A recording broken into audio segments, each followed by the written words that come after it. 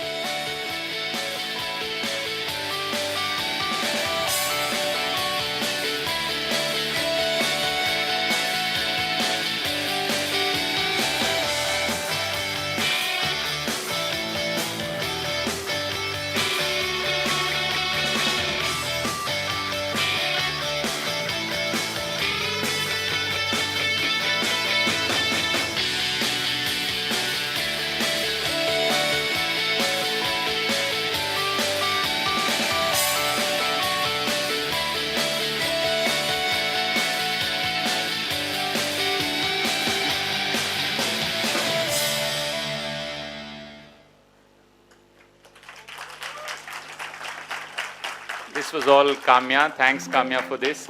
So may I request now Professor Shakti Kumar, the chairperson, to come and say a few words.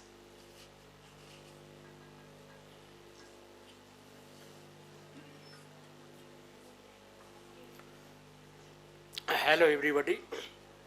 Welcome to all in this reminiscence session.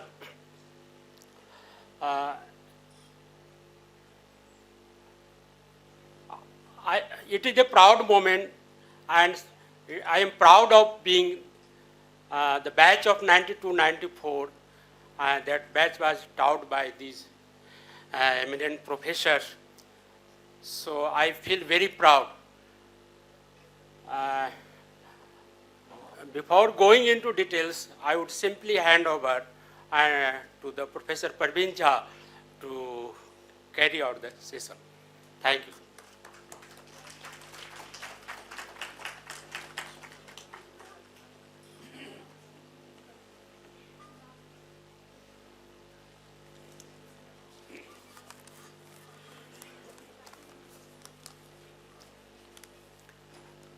So welcome everyone to the Golden Jubilee celebration of the Center for Economic Studies and Planning. On behalf of all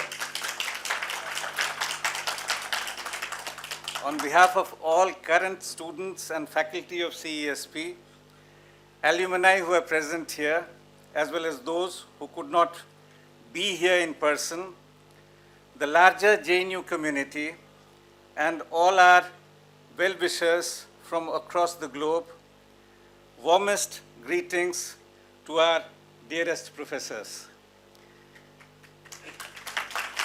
We really feel hugely privileged that they are able to participate in this session.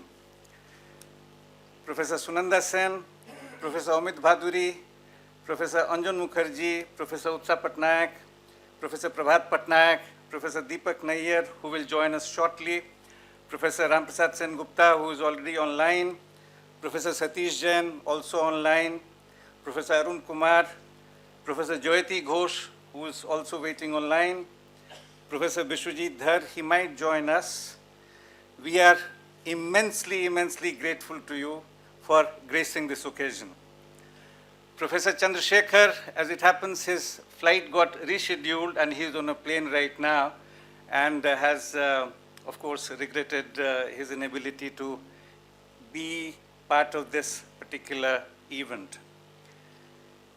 In our audience, among others, we have students representing almost every batch during the last half a century of CESP. At least one or two now, which reflects this massive and huge bonding with the center. And a major reason for it is all of you professors. Many of the most recent batches are simply excited to see you in person. They just want to take a selfie, they just want to take a photo, after this event. In my association of almost 4 decades with all of you, a little more with some, a little less with some, I cherish you not only as outstanding scholars, which is globally acknowledged, or for your intellectually stimulating, scintillating lectures, but as teachers in the finest sense of the term, teaching us how to engage critically with our discipline and taking great care of us. All those who were privileged to learn from them, be in their classes, be their research students, will vouch for the kind of complete care that they provided. Equally importantly, we cherish your remarkable contributions as institution builders. Without you and others like you, when the university was envisioned and in its early days of the journey, JNU would not have acquired the kind of academic prestige and stature that it did in a very short period. It was a remarkable, remarkable achievement. So, my ma'ams and sirs, welcome again to join here for this conversation. It would be lovely to hear from you, your reflections, reminiscences on building this center, the challenges you had to confront, the excitements that you shared with each other, your assessment of where we are today, and any ideas as to how to navigate the days ahead. Of course, most importantly, it is your session. It is your conversation. So whatever you may like to reflect on is most welcome as we celebrate the Golden Jubilee of the Center, of which you have been amongst the most important architects, along with few of our teachers who left us at different points in time. Some of us are no more, some of us are in other places, but it is indeed a privilege to stand here to celebrate these absolutely outstanding scholars. We have about 3 hours or so of this session.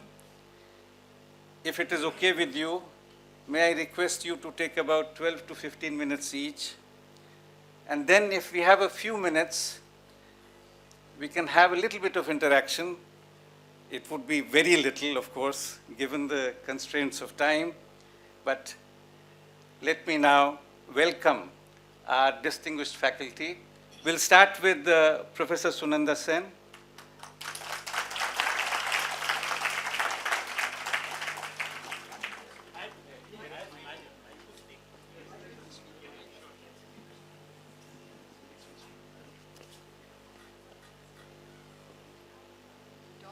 Hello.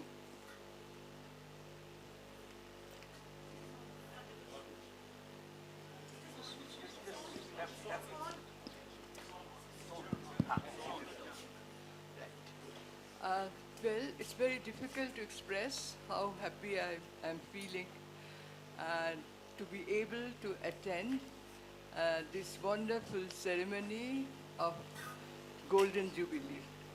Yeah, sure. Well, it's remarkable the way it has been organized, and I consider myself very fortunate to be able to come here in person and meet so many of you from different parts of the country, from different batches, and with so much of warmth and cordiality amongst all of us. I don't know what I'll tell you, but maybe since we were there when the center started, I just recall one or two, not too many, occasions which are still very clear, very prominent in my memory. One was when we started, the 6 of us, and Krishna was there Krishna Bharadwaj, to initiate most of the things which were happening. So one day she said, I think my colleagues who were with me, they will also remember. Krishna said, well, there is no book in the library on economics as such, which we need. We said, yes, what to do? Then she said, why don't we go? The only transport in our group was one car, which was owned by Krishna Bharadwaj. So some of us, came with her. We went to North Delhi, to Ansari Nagar or something, and we got a few books, right? So that was the beginning. we got a few books. Whoever, we asked each other, what do you want? What would you want in your courses and so on. So we just collected some books. Then, we come back and, of course, the teaching starts very soon. There was hardly any time, and the courses were completely reoriented for each one of us individually. I was teaching in another university, but that was in a different setup in Jadavpur and so on. And others also came from other different places. But anyway, the orientation here was different. We used to discuss it very often, sitting together.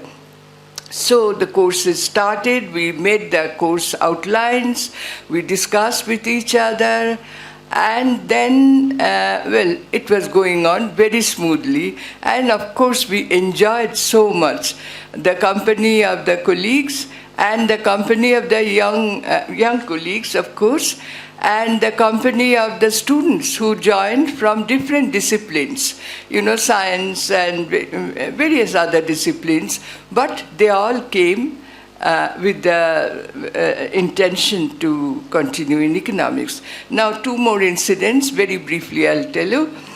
Then one day, we were told that Ministry of Finance is disposing of their archives, and are we interested? Then some of us said, yes, of course. Economic history is so very important, and if we get them free. So I still remember Prabhat Patnaik and Utsa and me and maybe some more, we went. And we sort of, we climbed not myself, but Prabhat did most of the job, climbed up and down to collect the books, huge, parliamentary papers and various other things. So we got the basics of our archive. And not only that, we put them together. So one of those days, the library, in a corner, one small room which was still vacant. And I come, and I find, what's happening here? I find Jayati and some others, they are breaking a coconut. They said, it's a beginning, it's a opening of our library. So, the books are kept there and so on and so forth. So, lovely memories, wonderful memories. And of course, I myself used those books. I'm sure Utsa also did. And they were very, very, very useful stuff. So anyway, it went on, and it has completed, the center has completed 50 long years, and it had, ups and downs, hurdles, but it has continued. That is the most I really cherish, I really appreciate. And thank you all for inviting us, and thank you all for coming here, and it's wonderful meeting all of you. Thanks.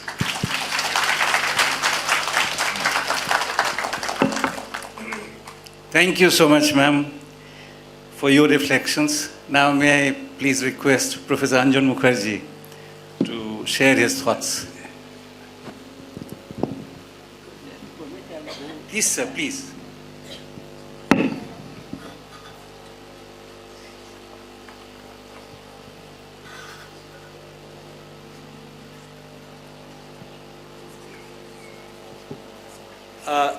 Can you hear me, all of you? Yeah. Okay. I have to stand because I've never sat down and spoken.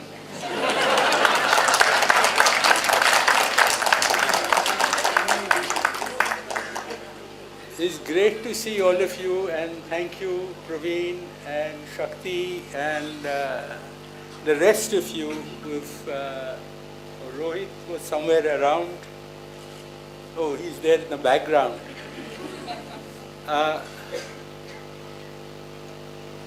You see, let me try to, I thought of what to say. So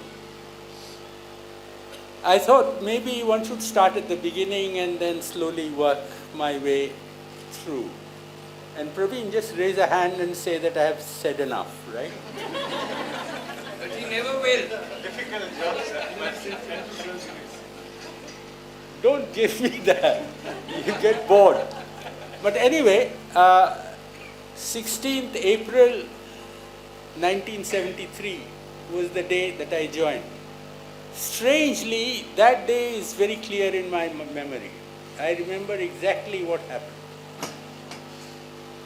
The day I retired is not so very clear in my memory. 31st July, I know the date because that was my birthday. I attained 65 and that was it. But I really don't know what I did that day. So let me begin by what happened 16th April 1973. I came to JNU. This campus didn't exist. It was what we called the down campus. You all have been into that campus, right? So there was no CESP at that time.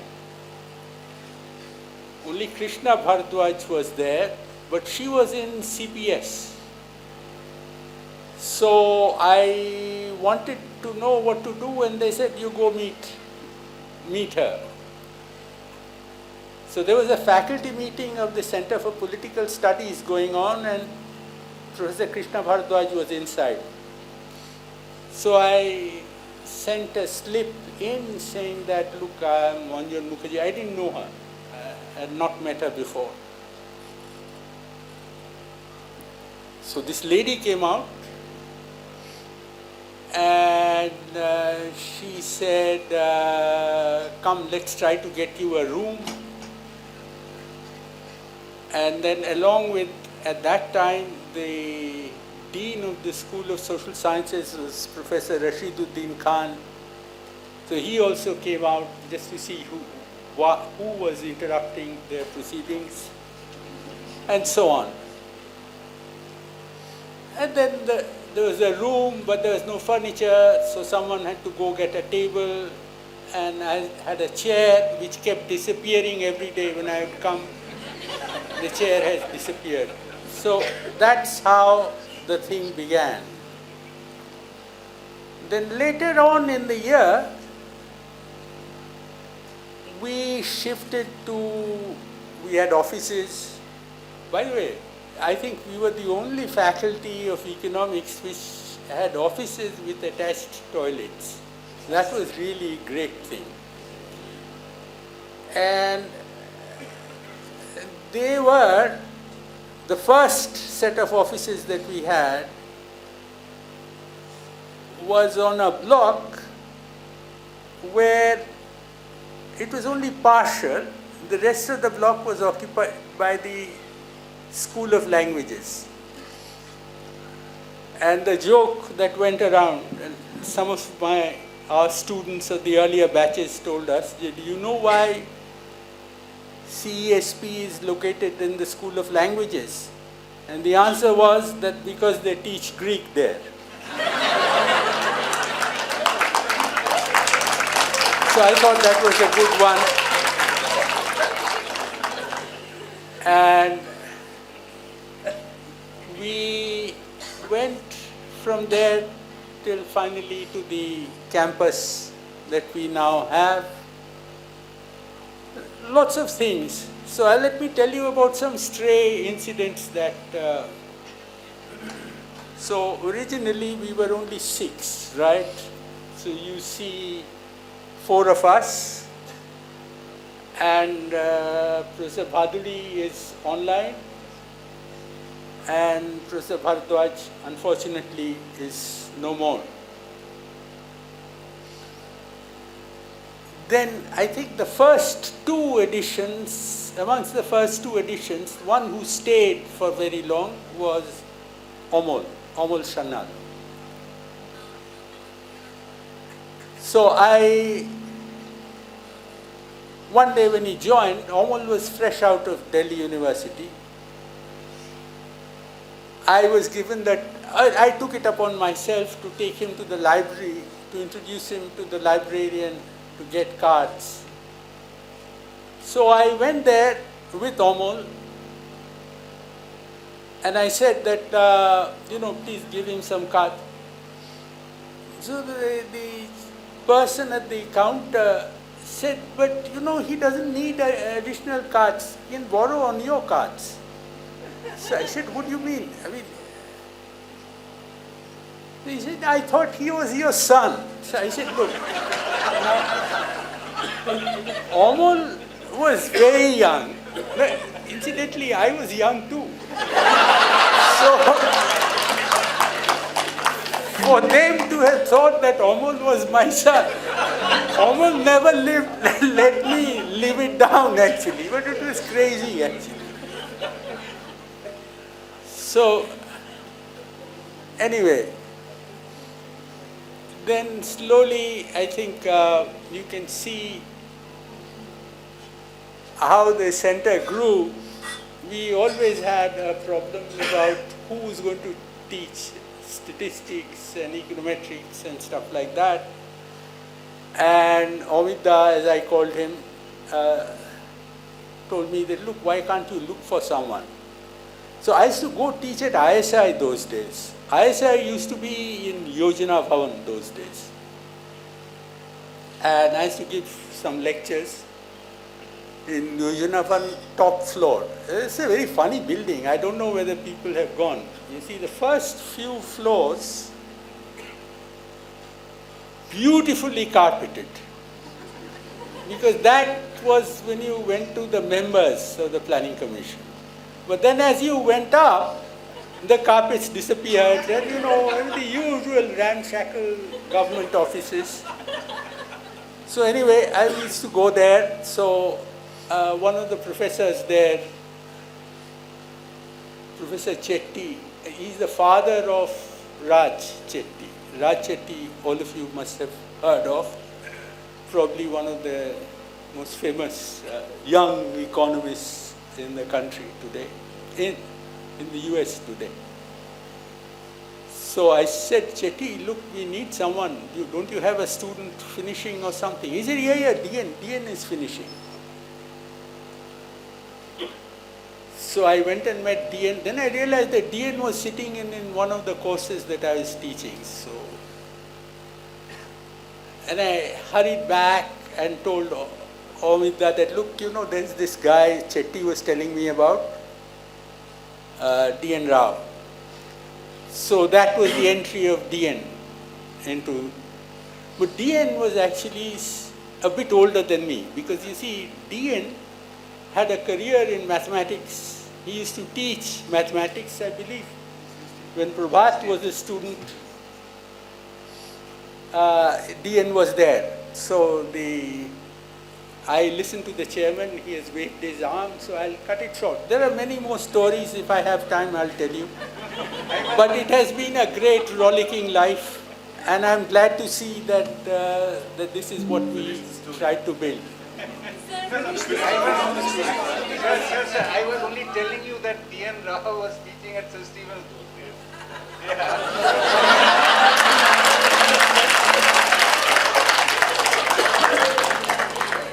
Yes, I think he was teaching at St. Stephen's. This is heckling, actually. Ravi, you shouldn't do this. Not to me. Anyway, so I like teaching. What I hated was grading. Grading is one thing which I hated. Let me tell you.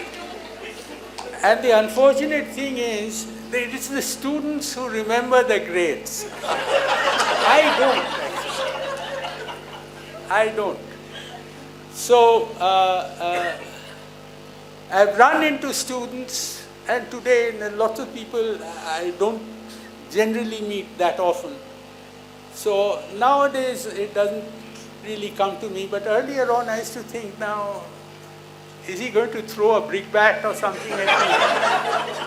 But fortunately all of you have been very kind, because among students, and again this is something that two of the toughest graders, or I shouldn't say toughest, I should say the ones who gave the least grades are there today. You know who we are talking about. So, the point was that one knew that students were trying, they came to us with a lot of different backgrounds. Some things were easy, some things were not.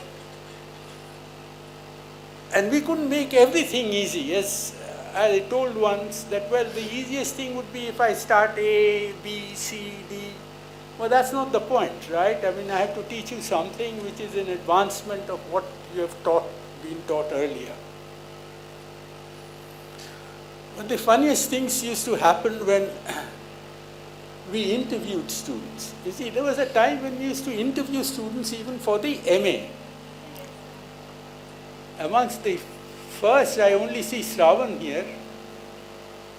Yeah, but there's no one else, right, from the first batch.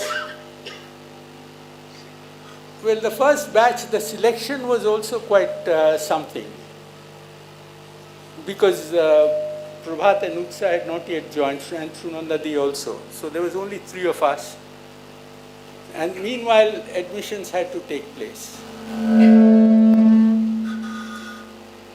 Signal?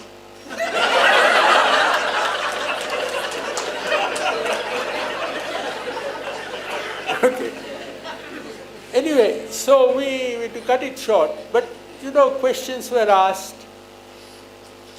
Now, one of the things that we did, and I think in some sense, if at least my impression is, and I think Prabhat, Utsa and Sunandadi would bear me out, that the students who came, although they came, didn't all come from Calcutta, or there was a large number of people from Calcutta although. In fact, in JNU, there was a question in Parliament to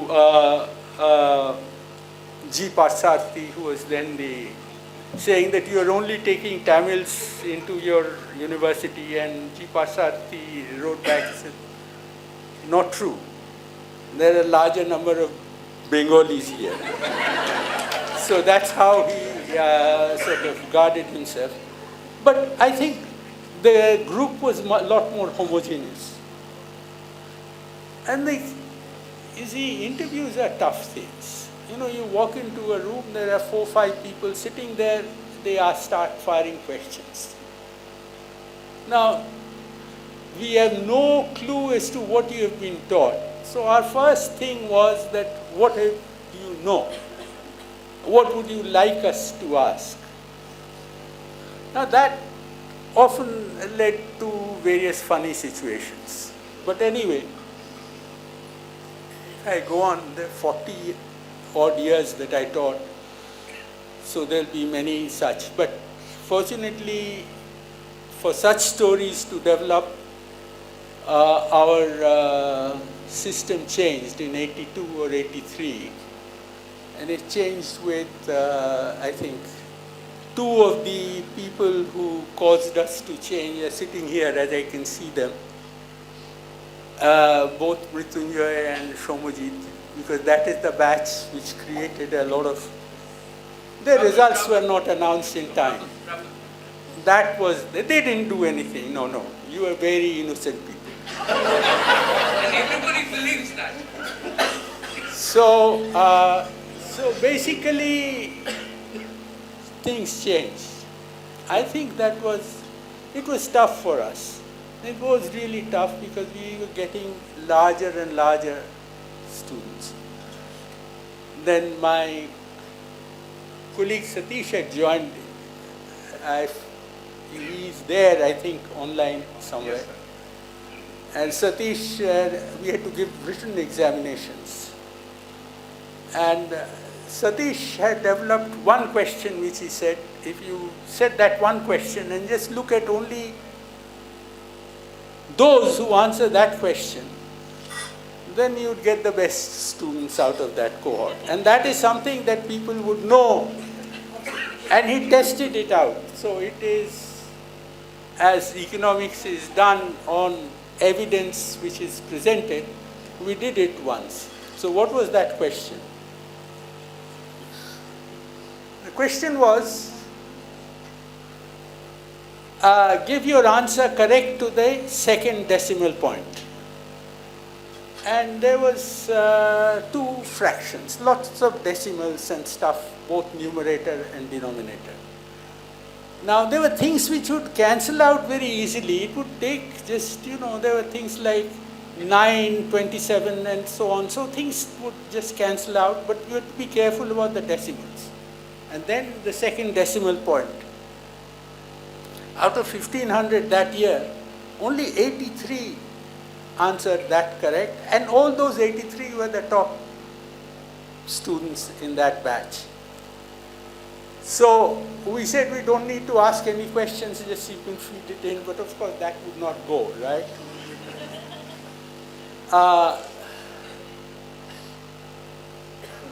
And we went along. We had students who found the courses easy, found the courses tough. They went and did great things outside. And here you are.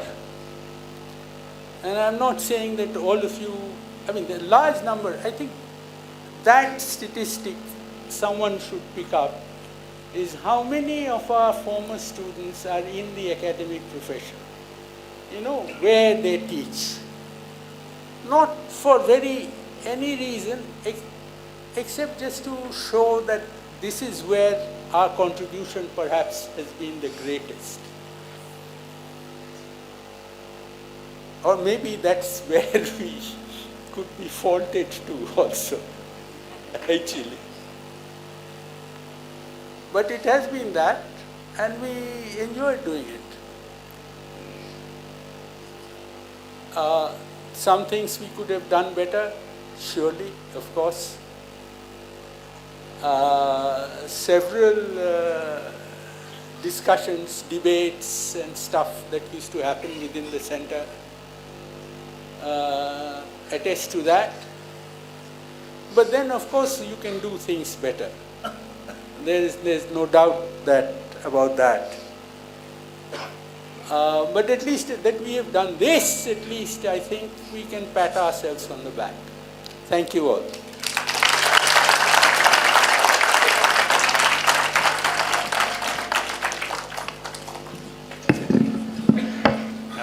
Professor Jayati Ghosh, who is online and has to catch a flight very soon, will request her to now join. Professor Jayati Ghosh. Hi, can you hear me? Yes, loud and clear. Welcome. Well, it's such a wonderful occasion. I really feel bad that I'm not able to be with you all here. It's quite something. So thank you for putting this together. I was listening to Shanandadi and Anjanda, and I'm one of those fortunate people who actually was a student here and then subsequently taught here as well. So I feel that it is one institution that has shaped my life. It's CESP. I wish I could tell the rest of you just what kind of incredible atmosphere there was when I first joined as a student. It was such a vibrant, lively, there was such a sense of excitement about ideas. I'd never really experienced that before. So this was a dominantly young faculty, and they were all really passionate, very engaged, very interested. Some of them would attend each other's classes because they were ideas that were being presented in the class. And it was absolutely heady. It was really something that I don't think I have come across anywhere else in the world subsequently. So we were very privileged, I think, in those early years to have that incredible experience. And then, of course, I was also lucky enough. I went to study abroad and I came back and I was lucky enough to get a job here. So the thing about CESP, I think, and as Anjana said, there have been so many different phases and different experiences and good times, bad times. But the sense it always gave me is it is a family with all the wards, okay? I am recognizing that families have problems and so on and so forth. But it had that deep sense of commitment, engagement, that, you know, somehow you are all part of this whole, that went well beyond the academic. Which is why I feel that, of course, academically it changes you, I do believe, and I hope it still does. I think it still does. I think academically it does. Certainly to me, but I think it changed pretty much everyone I've seen. But CSP changed you in other ways, I think. It changes people in different ways. And I've seen students coming in, and I've seen them when they finish the MA and also when they finish the PhD. And so they're very different in largely, mostly good ways, which is, I think, amazing. And I don't know if that's only the faculty. In fact, I know it's not only the faculty. I think it is really the students themselves who over the years have created this kind of culture that somehow you kind of pass on to the next lot. Even when you have generation gap conflicts between the first years and the second year. And there's some deep sense of a CESP identity, some kind of common values of basic kinds. It's true, there are exceptions, but I think broadly this has been one of the extraordinary features of CESP. I have my own library story, like Ranjan does. Mine is perhaps even a bit more down on me. So I had gone to renew my own library cards once, and I think I was in my early 40s actually. So I went there and the man said, "Abhi kyun aaye hain? Dopahr ko aana tha." Because in fact students had to get theirs done in the afternoon, and I had, you know, the faculty was allowed to do it in the morning. So I produced these blue cards and said, "Nahi, main to faculty hu." So I was actually feeling very delighted. I said, "Wow, you know, I'm 40 and he still thinks I'm a student." And so he said, "Pehle kyun nahi bataya? Pehle sare budhe student hain." So we also have those students who have been around for a very long time, and then most of them actually eventually finished, which was also delightful. So I think the ability of CSP to create people who, even if you leave CSP, CSP doesn't leave you. You carry it with you. And to become the pull that enables others to come back, finish their thesis, do things. And of course, so many of you are doing great things out there in different ways. That's also wonderful to see. Yeah, I think it's special. And this I say now, having experienced many different academic environments. I don't know how it became so completely unique and special, but it's very exciting to think that it can still remain special. So thank you all so much for being part of it.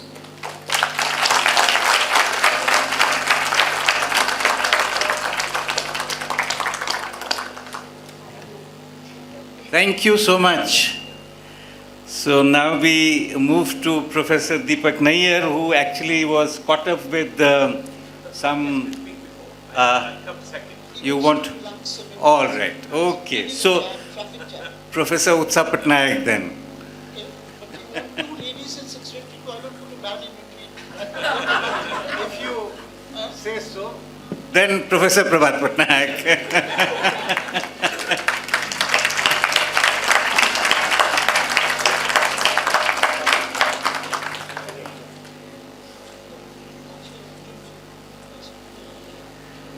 Like Anjan, I also prefer the idea of standing while speaking. First of all, thank you very much. I am overwhelmed because on occasions like this, it is common to forget the older people, as actually happened with Kapil Dev in the World Cup final. It is 50 years of CSP, but I really feel like yesterday, Krishna Bharadwaj coming to our house in Cambridge, those days we were located there, and telling us that she's starting this center, whether we would like to join it, and discussing the difficulties in starting the center, and also giving us an idea of the course structure which they had thought up here, those who were here. The difficulties arose from the fact that in JNU those days you had two different schools of thought. One was of the view that all centers should be interdisciplinary, which is why you actually had a center called Political Development, of which Krishna herself was a faculty member. The other said that you cannot be multidisciplinary unless you are firmly rooted in one discipline. And on that basis, the History Center had already started. And Krishna wanted to start CESP, and of course there was a lot of opposition to it, saying that the university is deviating from the philosophy on the basis of which it had been started, which was actually multidisciplinarity. Well, finally Krishna won the day, thanks to the support she got from G. Parthasarathi, and the CSP was formed, and then we all came here. After the CSP was formed, teaching MA, when the MA students passed out, then they demanded that there should be a postgraduate program in CSP. So they even threatened to go on strike. People like Chandru and all these people threatened to go on strike if we did not start a PhD. So finally we started a PhD. Then after some time, there was a demand that an MPhil should be started. And in fact, I remember the then Vice Chancellor or acting Vice Chancellor, I'm forgetting exactly what he was at that time, P.N. Srivastav, in an academic council meeting saying that university must have a uniform structure. Everywhere else you have got MA, MPhil, PhD. The CSP therefore must either start an MPhil or alternatively let all other centers just have an MA and PhD and drop the MPhil. So when that was the case, we had to start an MPhil. So that's the way that the academic programs began. We were in the old campus. Anjan and I used to share one office room, and then we moved to the new campus where we had the luxury of each of us having an individual office room. In between, we had gone, as Swanandadi said, to the finance ministry library to gather some reports and books and so on, which they were getting rid of. And in the process, I actually got a skin infection, which has lasted me all my life. All the dust that it had acquired is something which really came on to afflict me for the rest of my life. The center got started, and I think one of the remarkable things about the center is the fact that it actually had a big impact. Now, I have often wondered why it had this big impact. I mean, of course, in the sense that you had brilliant faculty and so on, you had brilliant students, but then brilliant faculty and brilliant students don't necessarily always have that kind of an impact, particularly in the world at large. For instance, I was a student in Delhi University when the Delhi School of Economics was started. Well, not started, I mean, had this absolutely excellent faculty members, Amartya Sen, Shukumar Chakravarti, K.N. Raj, Tapan Rai Chaudhary, Jagdish Bhagwati, and so on. So that, why did that not take off the way that CSP took off? In the sense that they also wanted, I mean, I think that took off. Delhi School is a wonderful institution, but it took off in a different way. I think it took off in a way quite different from what those people at that time had wanted. That basically they also wanted, in some sense, to have a center that was heterodox, that was not bound by orthodoxy. But on the other hand, the Delhi School, I think, is less heterodox today than at that particular time. I remember people like Amartya Sen teaching us the flaws of Solo's growth model, K.N. Raj teaching us the fact that the real balance effect was a rubbishy concept and so on. All that we were told. But on the other hand, it didn't have that kind of an impact as far as the academia in the country as a whole was concerned. And I've often wondered why.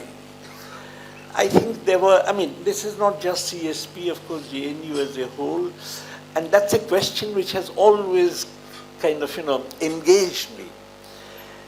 I think one obvious thing, of course, is the fact that we had a big PhD program, which very few universities in India have. Most other universities are simply finishing schools for going abroad. You do your MA, brilliant MA courses you have, but then your best students go abroad. the fact that we actually retained our best students, the fact that we actually didn't just have a brilliant MA program, but we also had a research program that every year about 6 to 7 students would be getting their PhDs from our center. That was a big thing. I know that from Delhi School of Economics, for instance, hardly 1 or 2 per year, who would be getting PhDs, if at all that. But this was a very big thing, having a research program, and the like of which you don't find in most other Indian universities. But then that is probably not a cause as much as a symptom of the fact that something special was building up here. So when one looks at the causes, I can think of 3. One, of course, is a very close relationship between the faculty and the students. When we first came here, we had all these students' hostels and faculty quarters absolutely next door to one another. And one was a bit kind of surprised, how can you have a situation where the students are so close to you? But on the other hand, I believe that that has turned out to be an excellent idea. I remember going to Orissa once to some university for a selection committee meeting. The Vice Chancellor picked me up at the airport and took me to the university. And as we entered the gate, the gatekeeper informed the Vice Chancellor that some students had gathered outside his house with complaints. So I expected that the Vice Chancellor would go to his house and meet the students. He promptly went to the guest house and telephoned the police. Now it is that kind of thing which CESP, at least the days when we were active and the days that the CESP was building up, and JNU providing the ambience for that build-up, it is that kind of thing which was really quite unprecedented in other normal universities. It's this closeness, and the closeness which was reflected, for instance, in the fact that we would discuss grades with students. That is again something which came as a big surprise to me.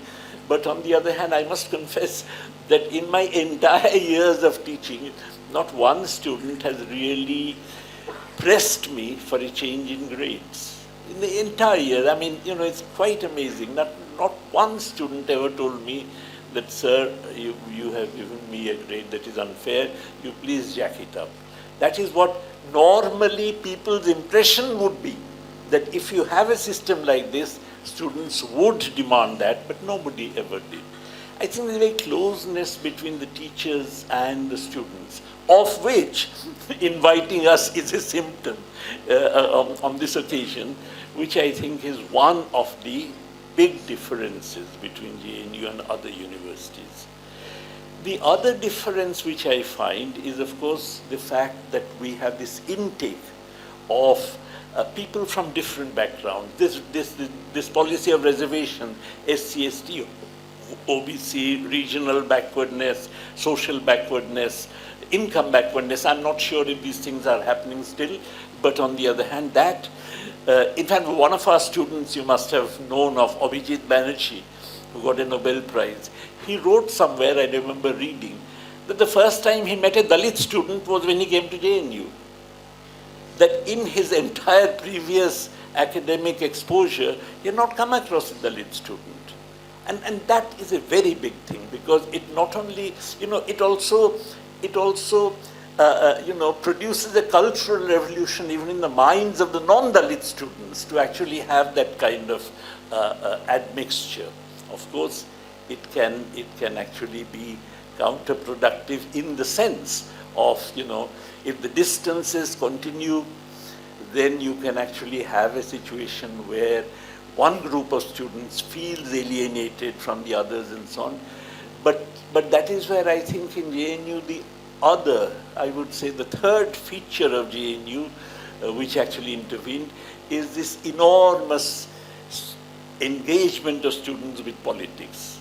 I think it's a wonderful example of serious student politics, students being engaged in politics, and therefore, if there are all these prejudices which divide the students, then those prejudices get overcome. when the students actually are politically seriously engaged. It's really a wonderful advertisement for having campus politics of a very serious kind. These are some of the specific features of JNU which I have actually felt have always impressed me. They're so new, they're so different. And of course, talking of CSP itself, the course structure, the combination of theory with history, with empirical work on the Indian economy is something which you often don't find, you don't come across. And as a matter of fact, one of the most remarkable incidents I remember is when a student from London School of Economics came once to get admission in JNU to our, I'm forgetting, MPhil or PhD programs. We asked him, why is he coming all the way to JNU from LSE? And his answer was that, look, I asked my supervisor that I want to work on Keynes, and he said, we don't do Keynes, you better go to JNU, I hear that they do Keynes. So here was a student that came all the way from LSE, and I think he was admitted and probably stayed here for a year or so. And that is something which is that kind of a mixture of different ideas, different ways of approaching economic topics, which again is quite uncommon. And I think that's one of the things that has made the center last so long, and also like a shining beacon. I think all of us who had started the center have always felt very proud of it, and I hope this pride continues well into the future. Thank you.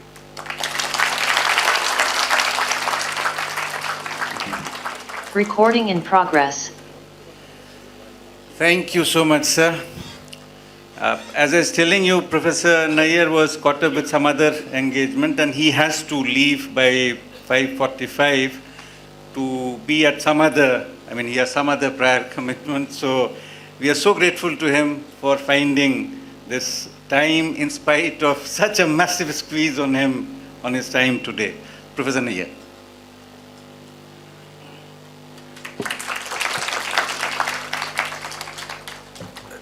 Good evening, friends, and thank you, Praveen. At the outset, my profuse apologies for being late. I had planned to be here at 4:30, but it took me an hour and 40 minutes. The traffic jams were dreadful. Just like Prabhat said, I am grateful. I think it's a privilege to be in your midst this evening. And it's thoughtful of you to remember us.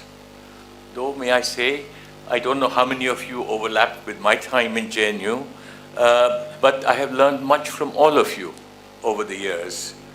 I am seldom at a loss for words, but this evening I am. What can I say apart from trivia or gossip that might interest you or amuse you? I will do neither. There is a sentence I remember from Graham Greene's autobiography. It was called A Sort of Life. In that, he had a wonderful sentence. Memory is like a long, broken night. Fragments remain fragments. So what we choose to remember, in a sense, is very selective, very arbitrary. Now, I am not among the founders. I am a latecomer. My first association with CESP and JNU, believe it or not, was in the academic year 1977-78.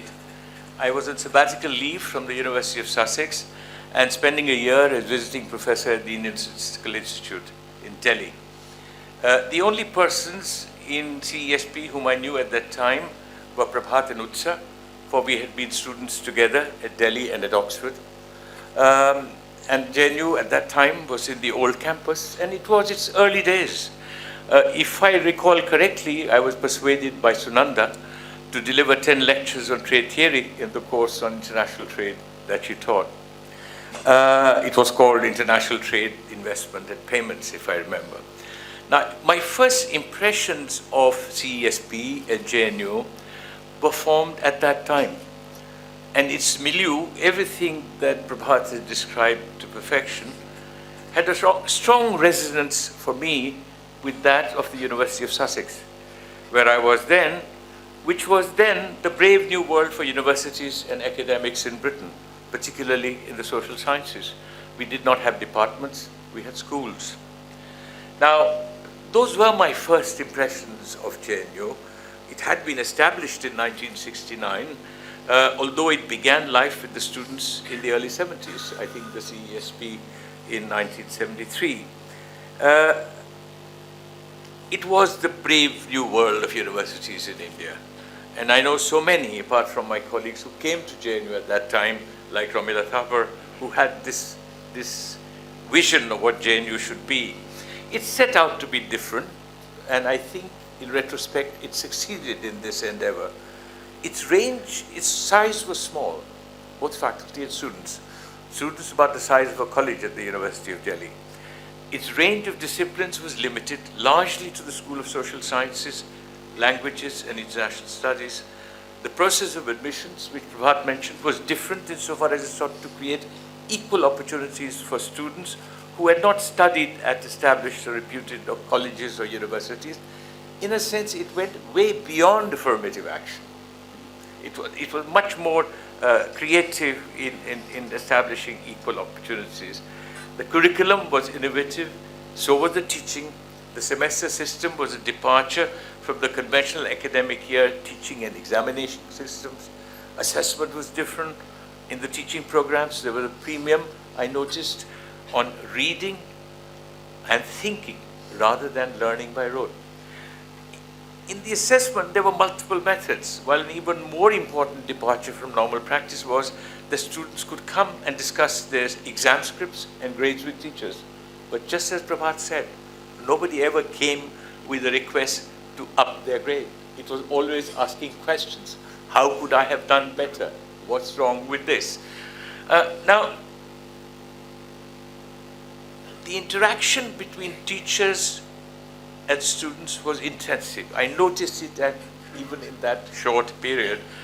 And the students were a community. Now, I left. I was a bird of passage. I decided to return to India in 1980, and for 3 years I taught at IIM Calcutta before moving to Delhi, and I was economic advisor in the Ministry of Commerce in June 1983. In CESP, in early 1985, CESP advertised a professorship in economics. It was a temptation I could not resist, and I applied. The selection committee met sometime in the summer. I received a letter of appointment. Alas, the then Commerce Minister, Vishwanath Pratap Singh, was reluctant to let me go. He dragged his feet. And my colleagues were worried. And Utsa did, as Utsa always would, ask, do you intend to come? You remember there was an interregnum of about 6 months.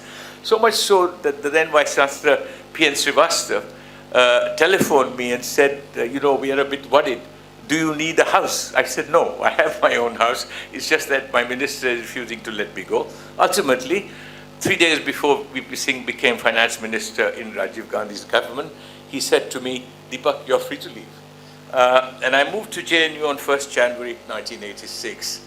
Now, the first batches I taught were those who completed their MA in 1986 and 1987. I see Somajit and Mrityunjoy sitting there. They were amongst the first students I met at JNU.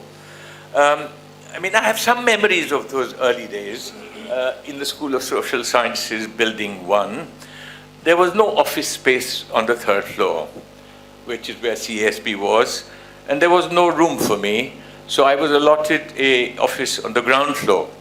And about 10 days after I had joined JNU, I came to find that the Center for Historical Studies had locked me out of that office, which annoyed the then Dean, Professor C.P. Bhamri, so much that he actually vacated the Dean's office, moved back to the old campus so I could have space. That was quite amazing. The tea was undrinkable, the food was inedible. And, Francis in the canteen produced terrible food. The only person who loved it was Amal Sanyal. He gorged on those puris and aloo. Now, fortunately, or fortunately for Professor Bhamri, who returned to his office, unfortunately for me, my colleagues made me chair of the department, so I didn't need an office. I moved up to the third floor to be with everybody. And the one thing I noticed was that everybody in JNU lived in their own homes. So they went home for lunch. But I lived far away. So I actually persuaded some and started a lunch club.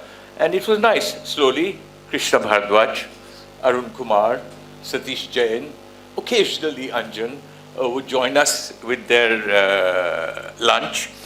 And it created a sense of community at lunchtime, which was very nice. The other thing I remember of that period is, maybe because I was a latecomer, I was given the 9 a.m. lecture. So I think most of you who were here then would remember my class was at 9 a.m. Now, unlike today, where it took me 1 hour and 40 minutes, for a lecture at 9 a.m., I used to leave my home in Friends Colony West at 8:30.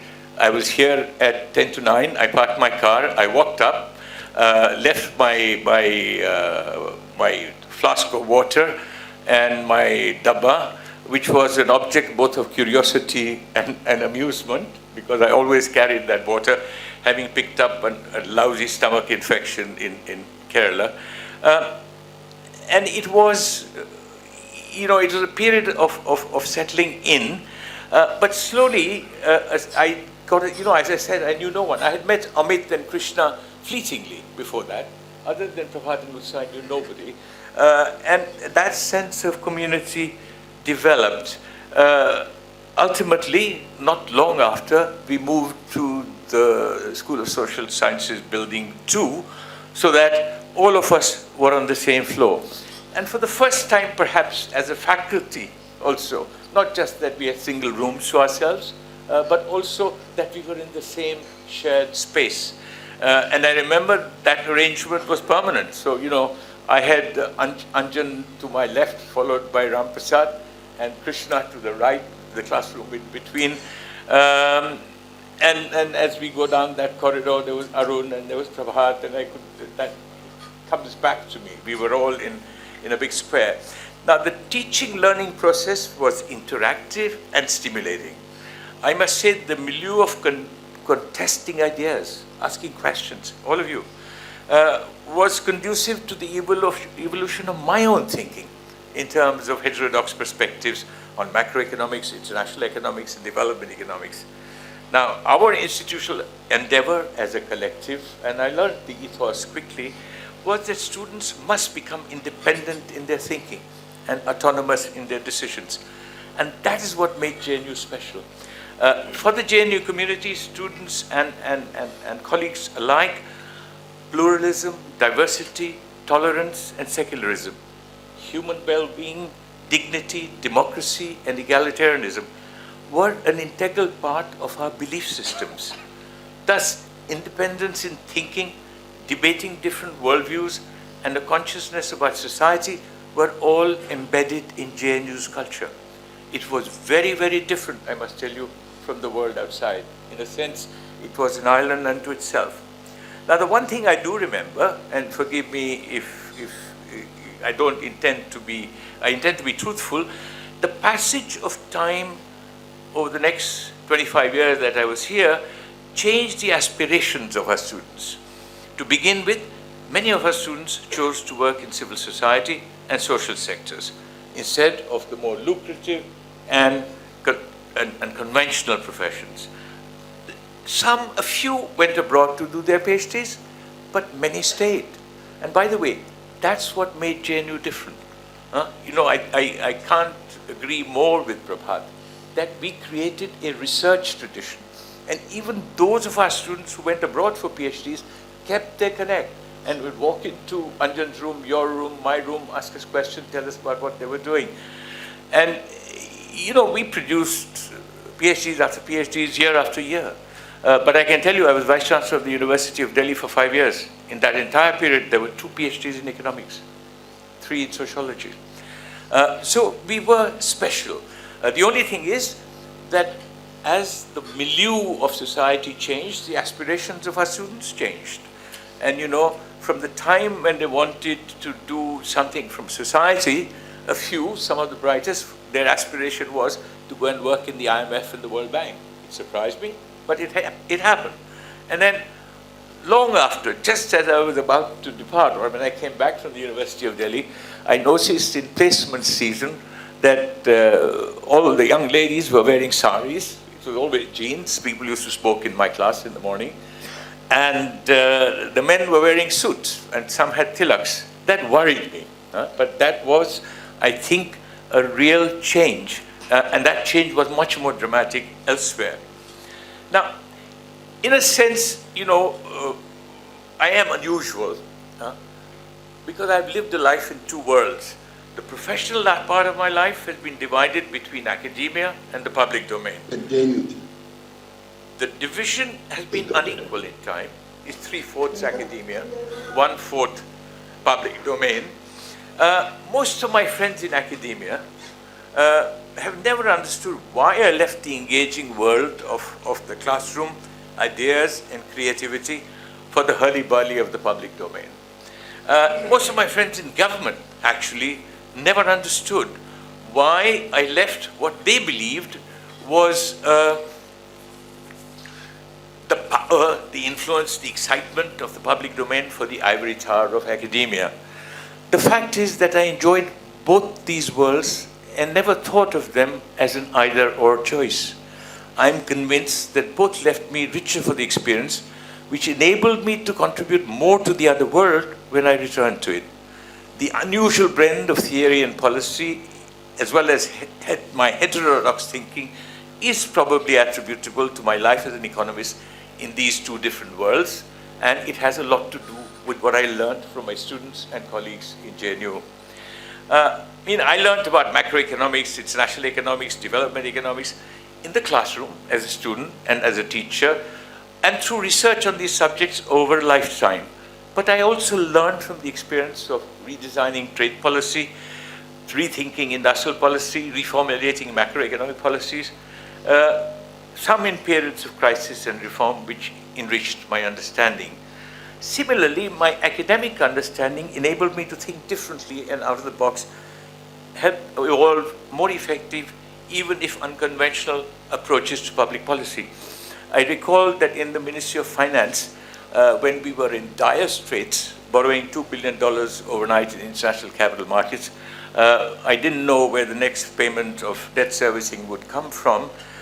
We thought of this idea. It occurred to me because I had read Kaleski a long time ago. The idea of imposing import margins, that if you want to import $100 worth of goods, you deposit the $100 in a bank, no interest for 6 months. And that really did stifle imports when we needed to. But let me add that while I was at home in both worlds, the classroom was always my natural home.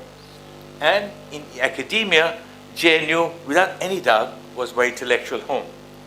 Now, one last story, and I will end.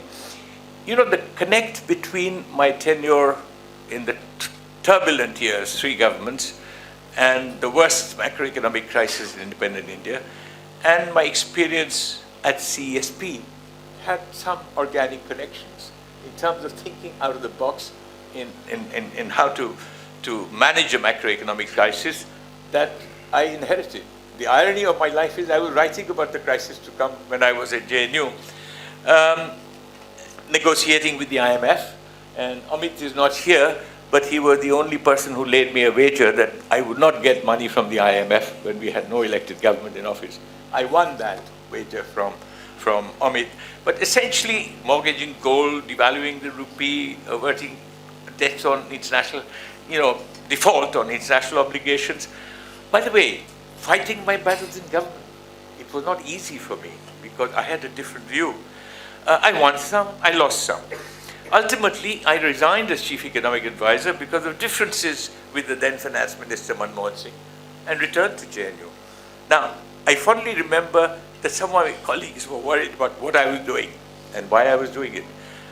Yet, when I returned to JNU, I remember the fond welcome from CESP students, affectionate, curious, empathetic, asking questions, coming by to see me in office, a lecture about how union budget is made, and so on. In a sense, that was JNU. That was JNU. And for me, the 1990s was my uninterrupted decade at JNU, where Yogendra Alag, when he came as Vice Chancellor, asked me to be associated with the administration. I said, absolutely not. This is my time for teaching and for research. I will not do anything. But he did us a favor. We persuaded him to bring Amit Bhadri back, and he did it without complications or without process. Now, that period, I do remember both Rajagopal and Bache Singh. They were as much part of the CESP institution as any of us. Rajagopal would work till 7. He had a long distance to commute. He was just amazing. He was part of the CESP family, and so was Bache Singh. He was most distressed when I gave up drinking tea in 1998. Now, from JNU, I went to the University of Delhi and came back. Now, the point is, my connect with JNU did not vanish at the University of Delhi, because everybody, I had left the University of Delhi as a student 33 years ago. I knew no one. But everyone marveled at how much I knew about the University of Delhi and its people. Guess my source. All are former students of JNU who taught at the University of Delhi. And they were described popularly as my subaltern sources. Now, there was a time it was difficult for CSP students to get appointments as lecturers in University of Delhi colleges. We changed that because University of Delhi was characterized by native son and daughter policies. Accidents happen. But when the system became impartial, the ability of JNU students got them there. And if you look at the Delhi School of Economics in the present day, a lot of them are your classmates. A lot of them are our former students. Now, let me conclude. I think the one thing that I am proud of in my association with CSP and JNU is that for 50 years, JNU has been an institution that has stood for pluralism, tolerance, secularism, and democracy. In India, even in the most difficult times, it asks questions. It speaks truth to power. The cost has been very high. We had an assault on public universities in Delhi. And it is not, people have views that JNU is too left-wing and therefore this government attacked it. It's not true. What worries this government about JNU is that it asks questions. It asks questions about everyone and everything. And, as I look back on this half century of JNU, of which I was part for a quarter century, I think that is JNU's major contribution to democracy, economy, polity, and society in India. Just look at how good, how distinguished our alumni are. Even Mr. Modi's trusted lieutenants are former JNU students.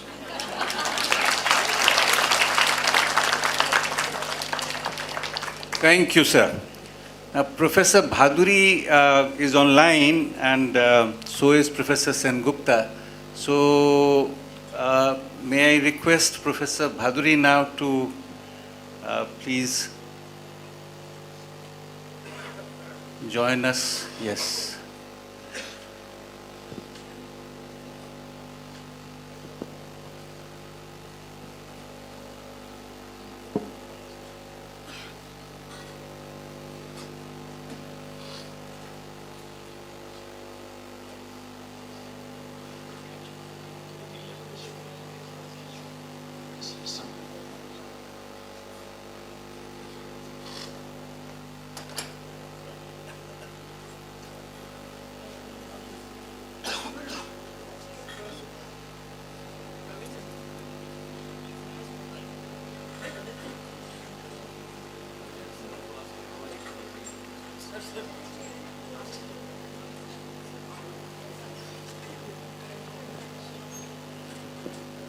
Sir, can you please connect your audio first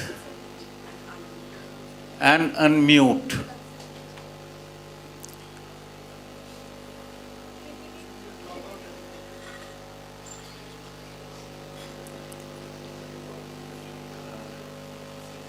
Can you just call him?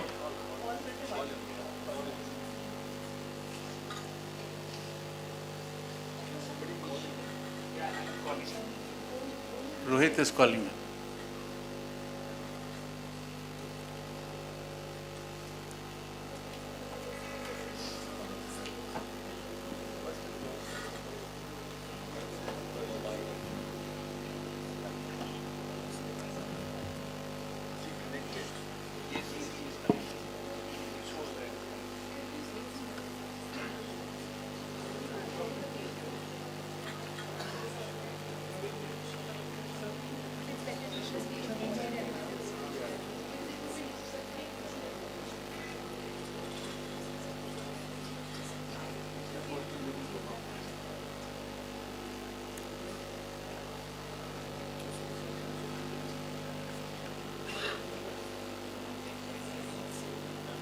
I was very skeptical of this online.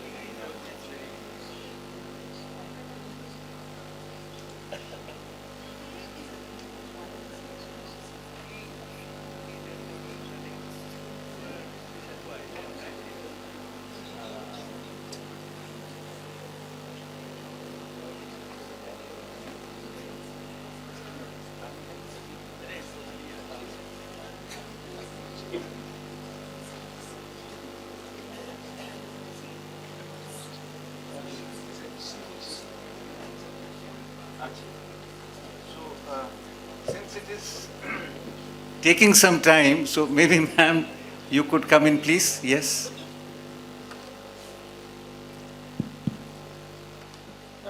Good evening, everybody, and thank you very much for organizing this session and inviting us oldies. It has been wonderful to meet students that one taught 25 years ago or more. And this occasion has reminded one very forcibly of how ancient some of us are. I mean, 50 years is a long time, and how young we were when we joined the center. You know, when Krishna Bharadwaj used to be our neighbor in Cambridge, when Prabhat was a lecturer there, so we were actually neighbors. We lived in flats provided by Clare College, very ramshackle flats. Hello. That's where we first made her acquaintance. Hello.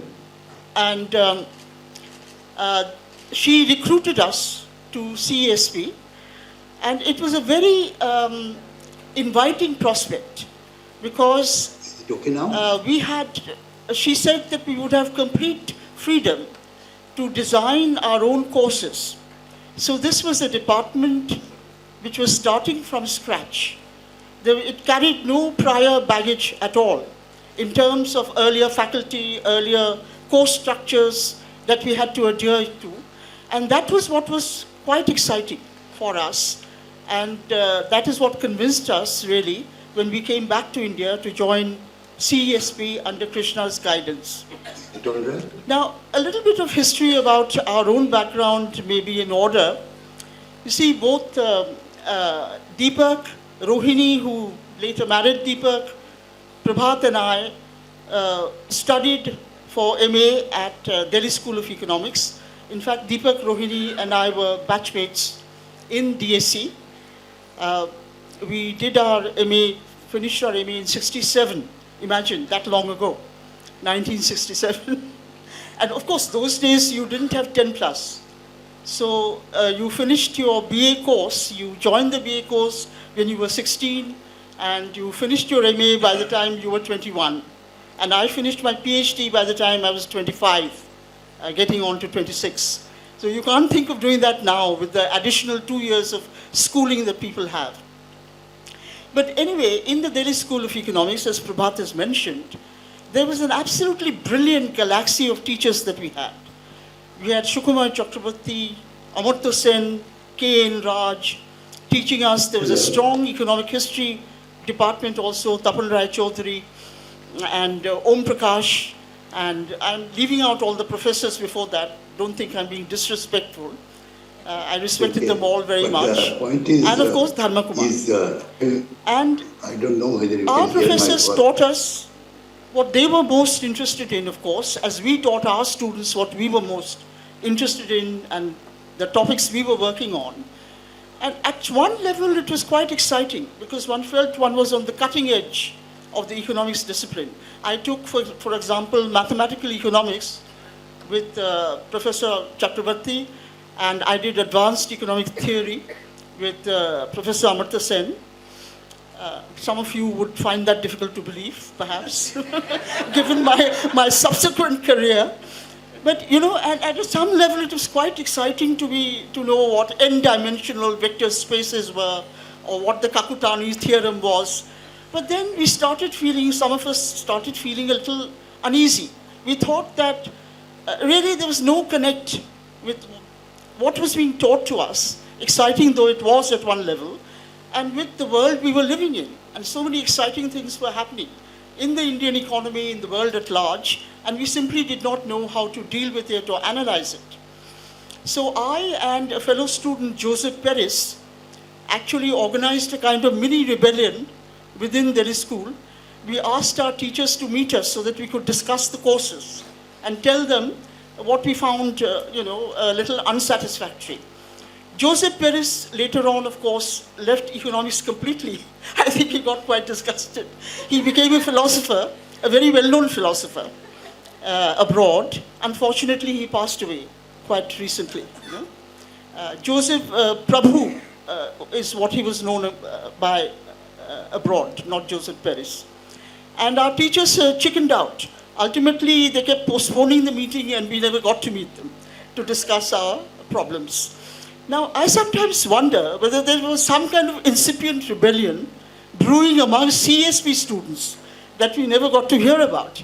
Or was it all hunky-dory? Were you all satisfied with what we taught?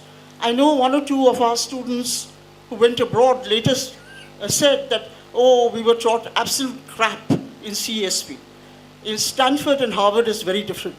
And they preferred Stanford or Harvard probably to what they'd been taught, you know. So there was a kind of counter-revolution in theory that they underwent. So that is something I would like to know about.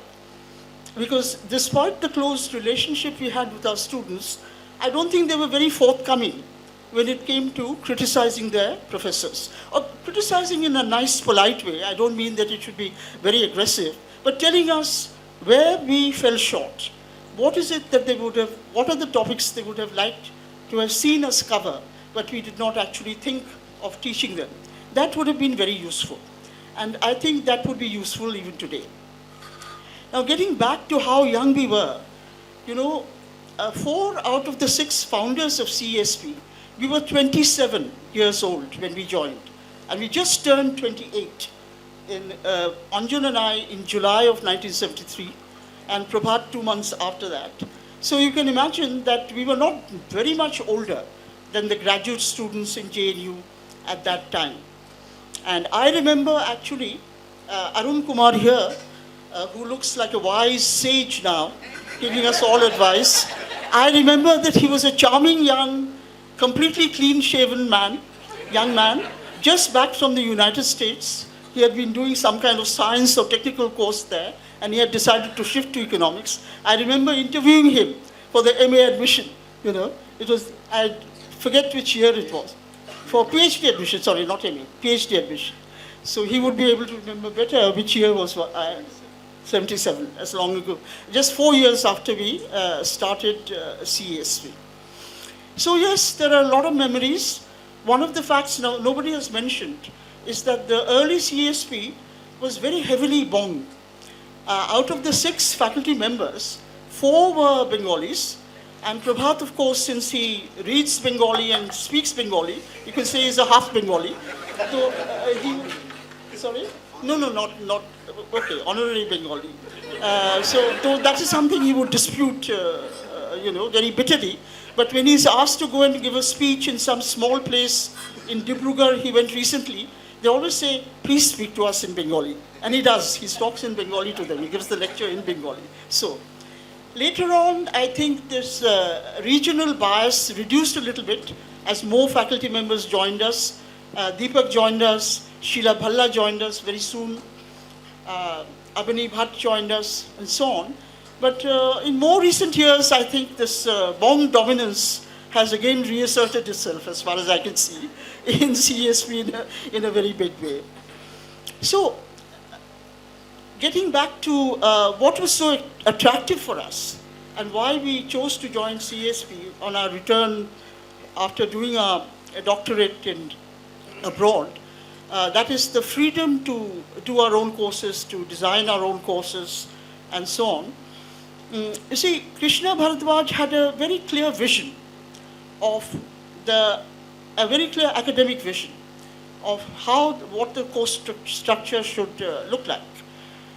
It is not that we ever wanted to supplant the regular conventional courses on macroeconomics, microeconomics, etc., that were taught in all universities, but rather we wanted to supplement these courses by additional courses which would focus on the analysis on three broad areas.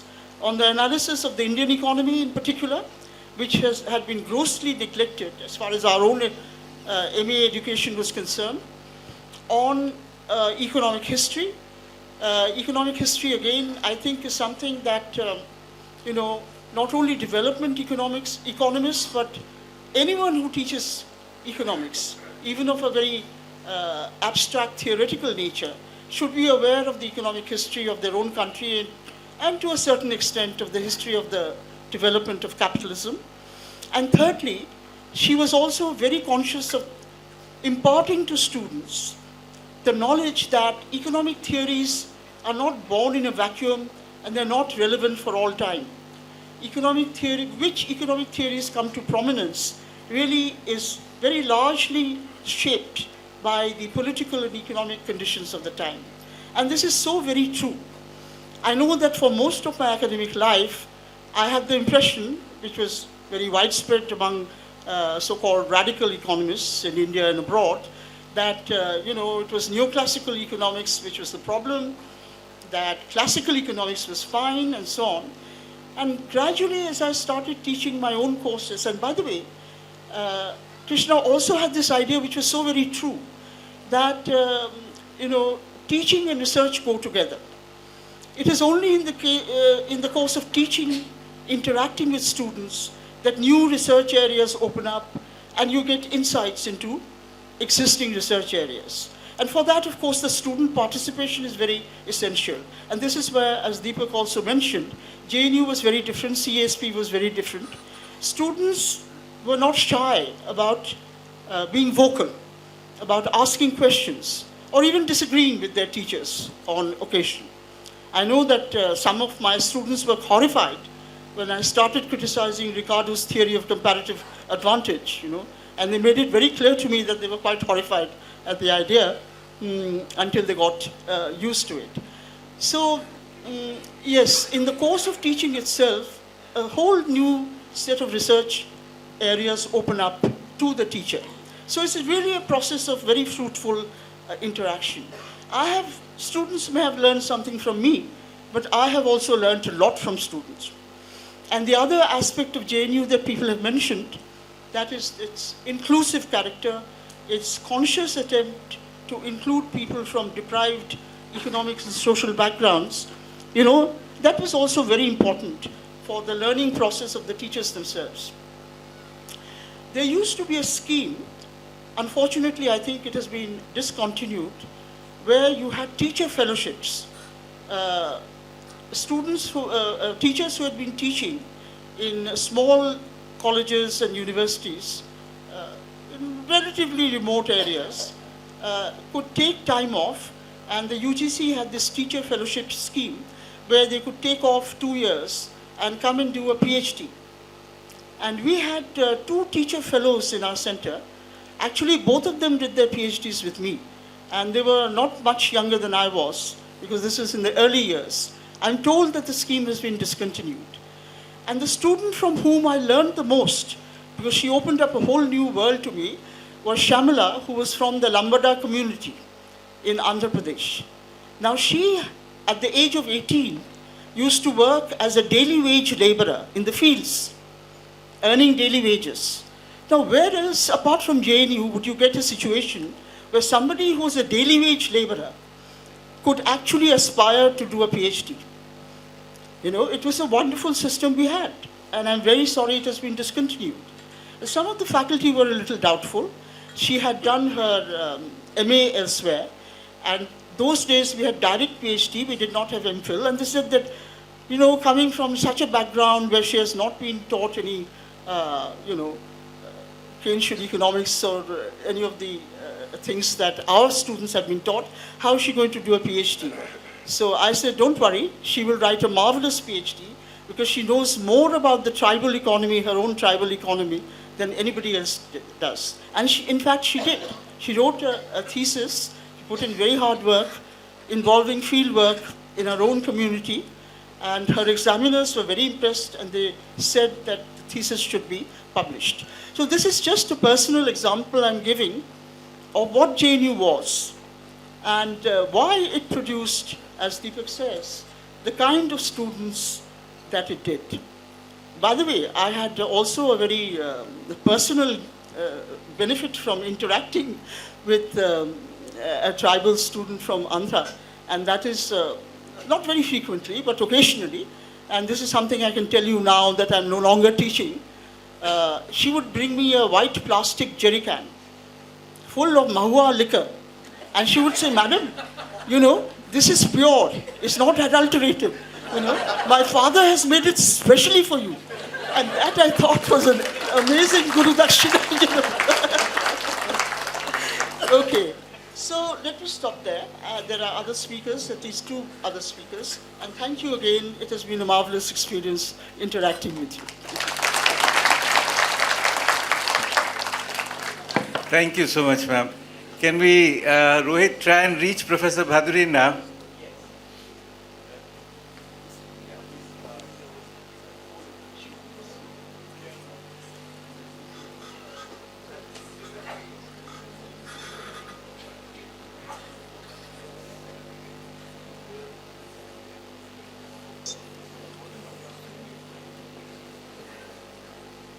Can you hear me? Yes, sir. Okay. Well, I think when I thought of speaking in this, our 50th year of remembering old times, the first thing that came to my mind is like, Sir, can you please? Revisiting the city in which you were born. It's almost like revisiting the city you were born. Memories come back, some good, some not so good, some bad. But nevertheless, you feel a kind of affinity with it. But you know, you do not cross the same river. And I have tried to cross the JNU river many times. I came, I joined, I left, and I came back and so on. But there are certain parts of the setting up the JNU center, I think, which you may not have known. And that is before regular teaching or the regular department started. Krishna had already joined.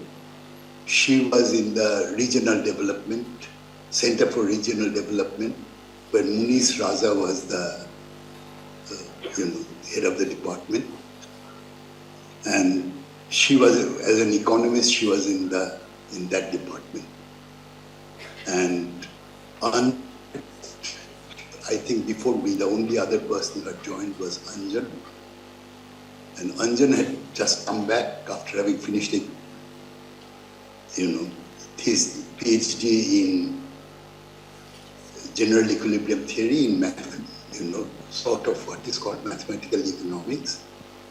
And I think while he had got the appointment, it was not very clear where he was joining, if I remember correctly.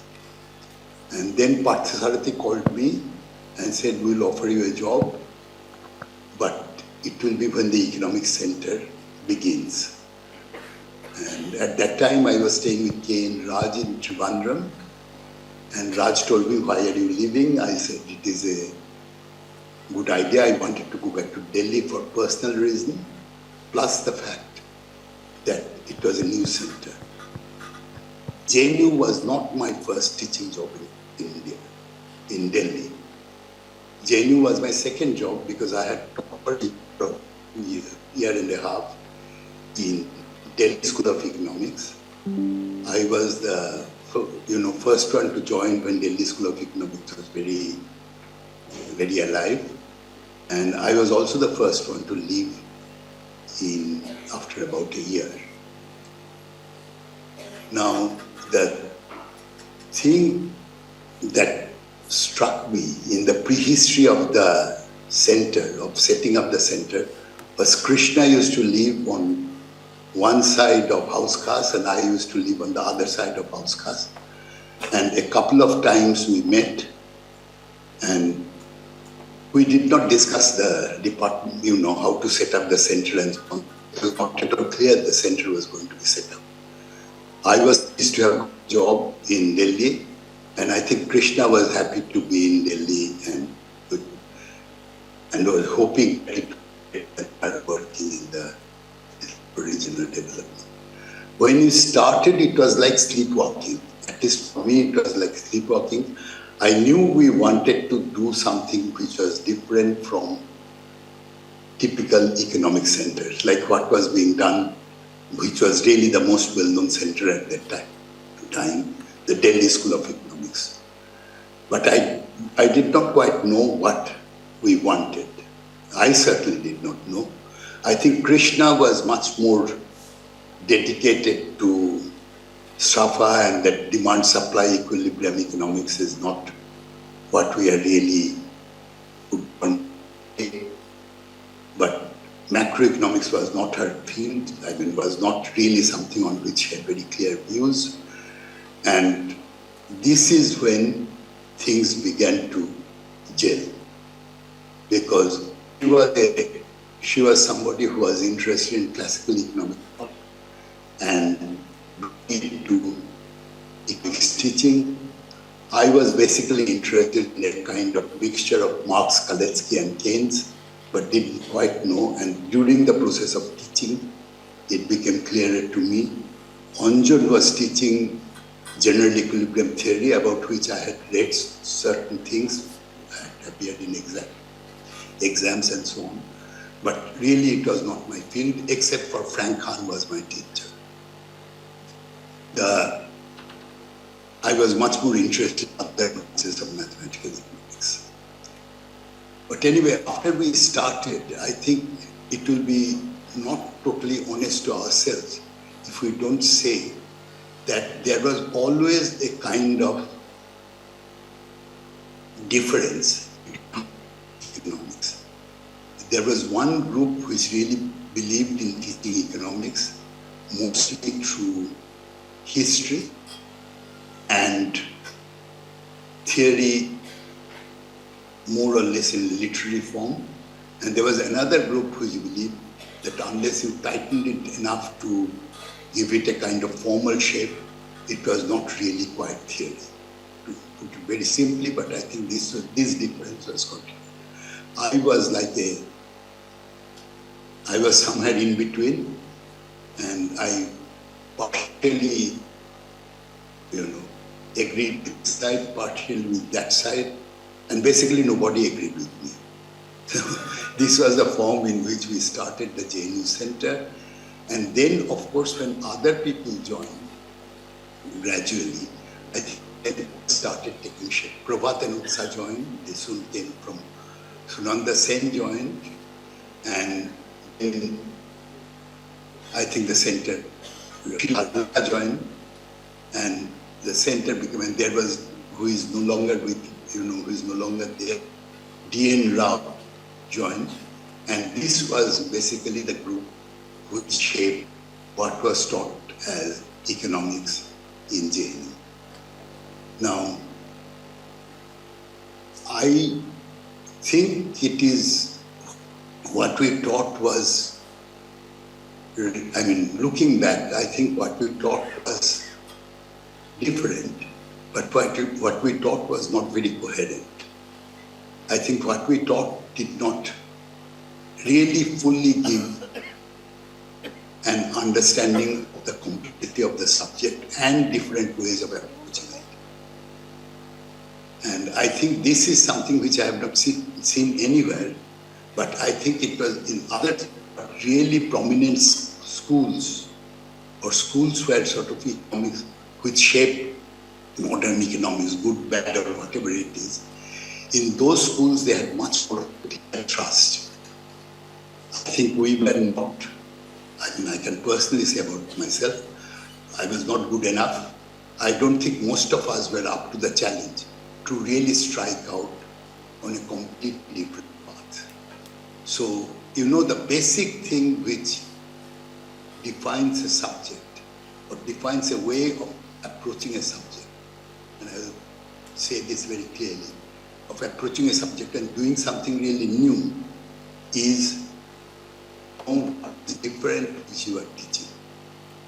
And what is different which you are teaching, I think, in my case certainly kept on shifting. And I think in the center also it was not that clear that the core difference which we had across this. Well, that was the first round till about mid-80s, when I was from mid-70s to mid-80s when I was talking about the teaching. Then I left JNU, actually I resigned for JNU, and I came back many years later. The Jubilee Rala, who is no longer there, was Vice Chancellor.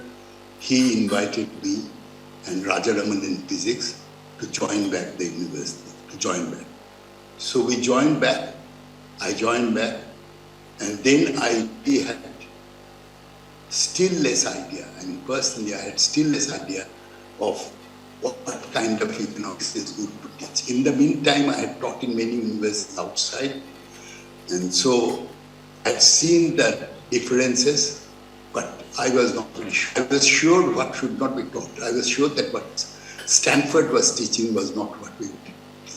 I was sure that what Colegio de Mexico was teaching was not what we wanted to teach. We wanted to teach something, in my mind even today, what we wanted to teach was something which is analytically much sharper. And at the same time, which does not lose the sense of history, importance of events, which is not a sort of regular history, but comes as changes what is called the Black Swan episode in history, and that kind of thing.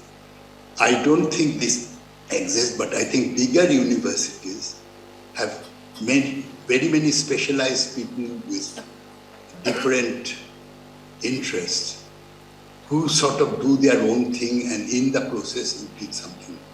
Our department, at least so long as I was there, was not there. And there was one thing in which we never succeeded in doing anything particularly, because unfortunately Avani Bhatt died. I did not know him. I mean, I knew him a little bit, but I did not know him personally.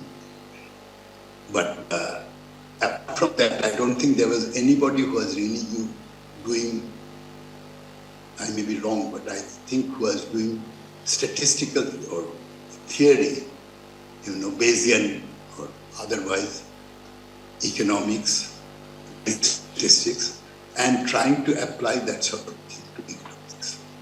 And to see how, there was a very difficult problem here.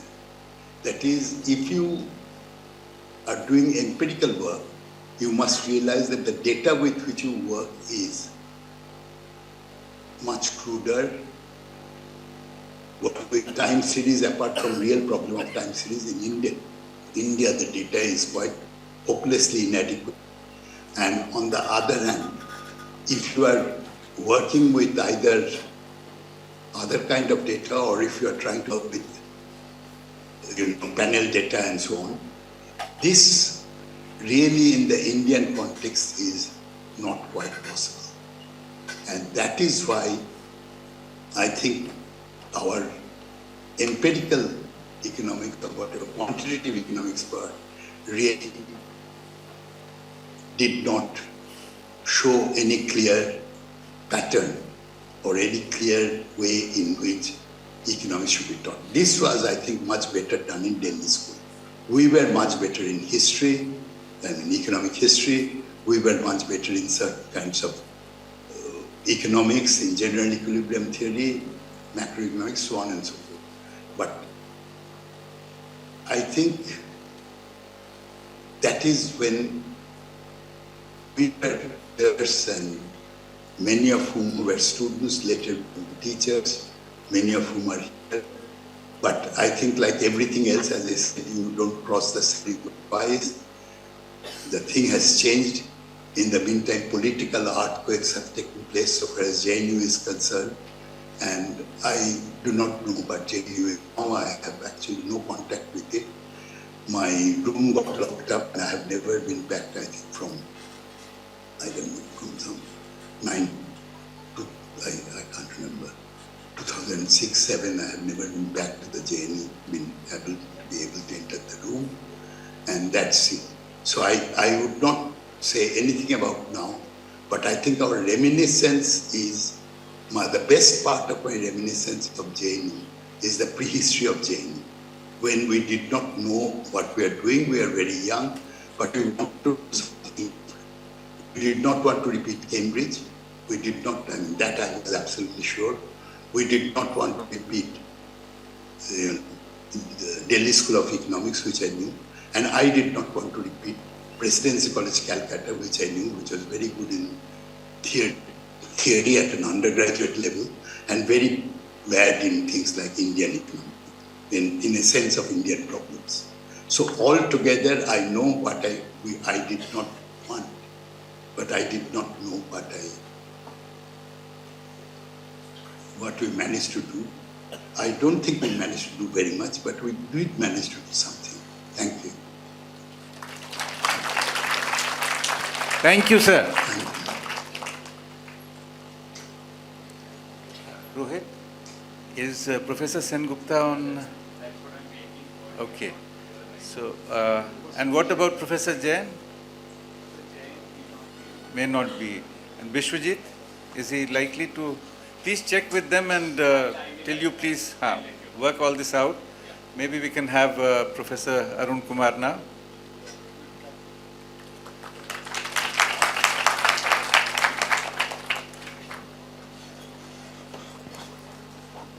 So thanks a lot. Thanks for inviting and for being present for this occasion, the 50th year of CESP. For me, it's been a long journey. I'd say that my formative years have been here. What I am is because of CESP. As some of you know, I came from physics into economics. I was doing a PhD in physics and then I switched. I did rural development for a year before I joined economics. When I was doing rural development, I realized our background of social sciences is very weak, and therefore we would not be able to help at all. So this was at Kishore Bharti in Madhya Pradesh in 76, 77. And then I decided I should learn economics, because at Kishore Bharti I learned how important economics is for the really poor in the villages, how difficult the life of the poor is in the villages. And we knew nothing. We were all scientists there at Kishore Bharti. We were trying to do good, but not succeeding. The landlord in the area was against us. The bureaucracy was against us there. The science teaching experiment was floundering. So, there's a problem there. So I decided to learn some economics on my own. Fortunately, my father, who was teaching in Allahabad University Political Science, had some friends who were economists, and they suggested some books like Eric Roll and Leo Haberman and Samuelson and a few other books like that. So without really knowing very much economics, I applied to the CESP for admission to the PhD program. Fortunately, those days you could come directly into the PhD program even if you didn't have a master's in the subject. That kind of leeway doesn't exist anymore, but it was there, and I was a beneficiary of that. I very soon realized that CESP was interested in taking me. How did I realize that? I realized it because, in the entrance exam, the topic that I'd given as the topic I wanted to work in was one of the questions. So I could answer it very well, and I managed to get admission into the CESP. And as Professor Anjan Mukherjee and Utsa Patnaik was saying, there was an interview. Now, at the interview also, Professor Ramshad Sen Gupta started asking me how to multiply matrices. And Anjan Mukherjee quickly shut him down. He sort of realized that that was a question that I could probably easily answer, having come from physics and so on. So they gave me admission. Now, having given me admission and joining CSP, I realized that the student body here was very different.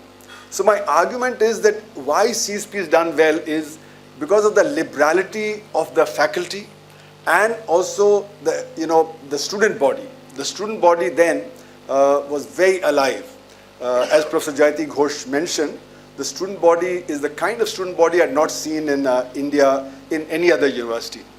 Soon after I joined, this was after the emergency. And there was the issue of guilty 4, because many students during the emergency had got arrested, and therefore the students were protesting, and they wanted the removal of the top 4 people in the university.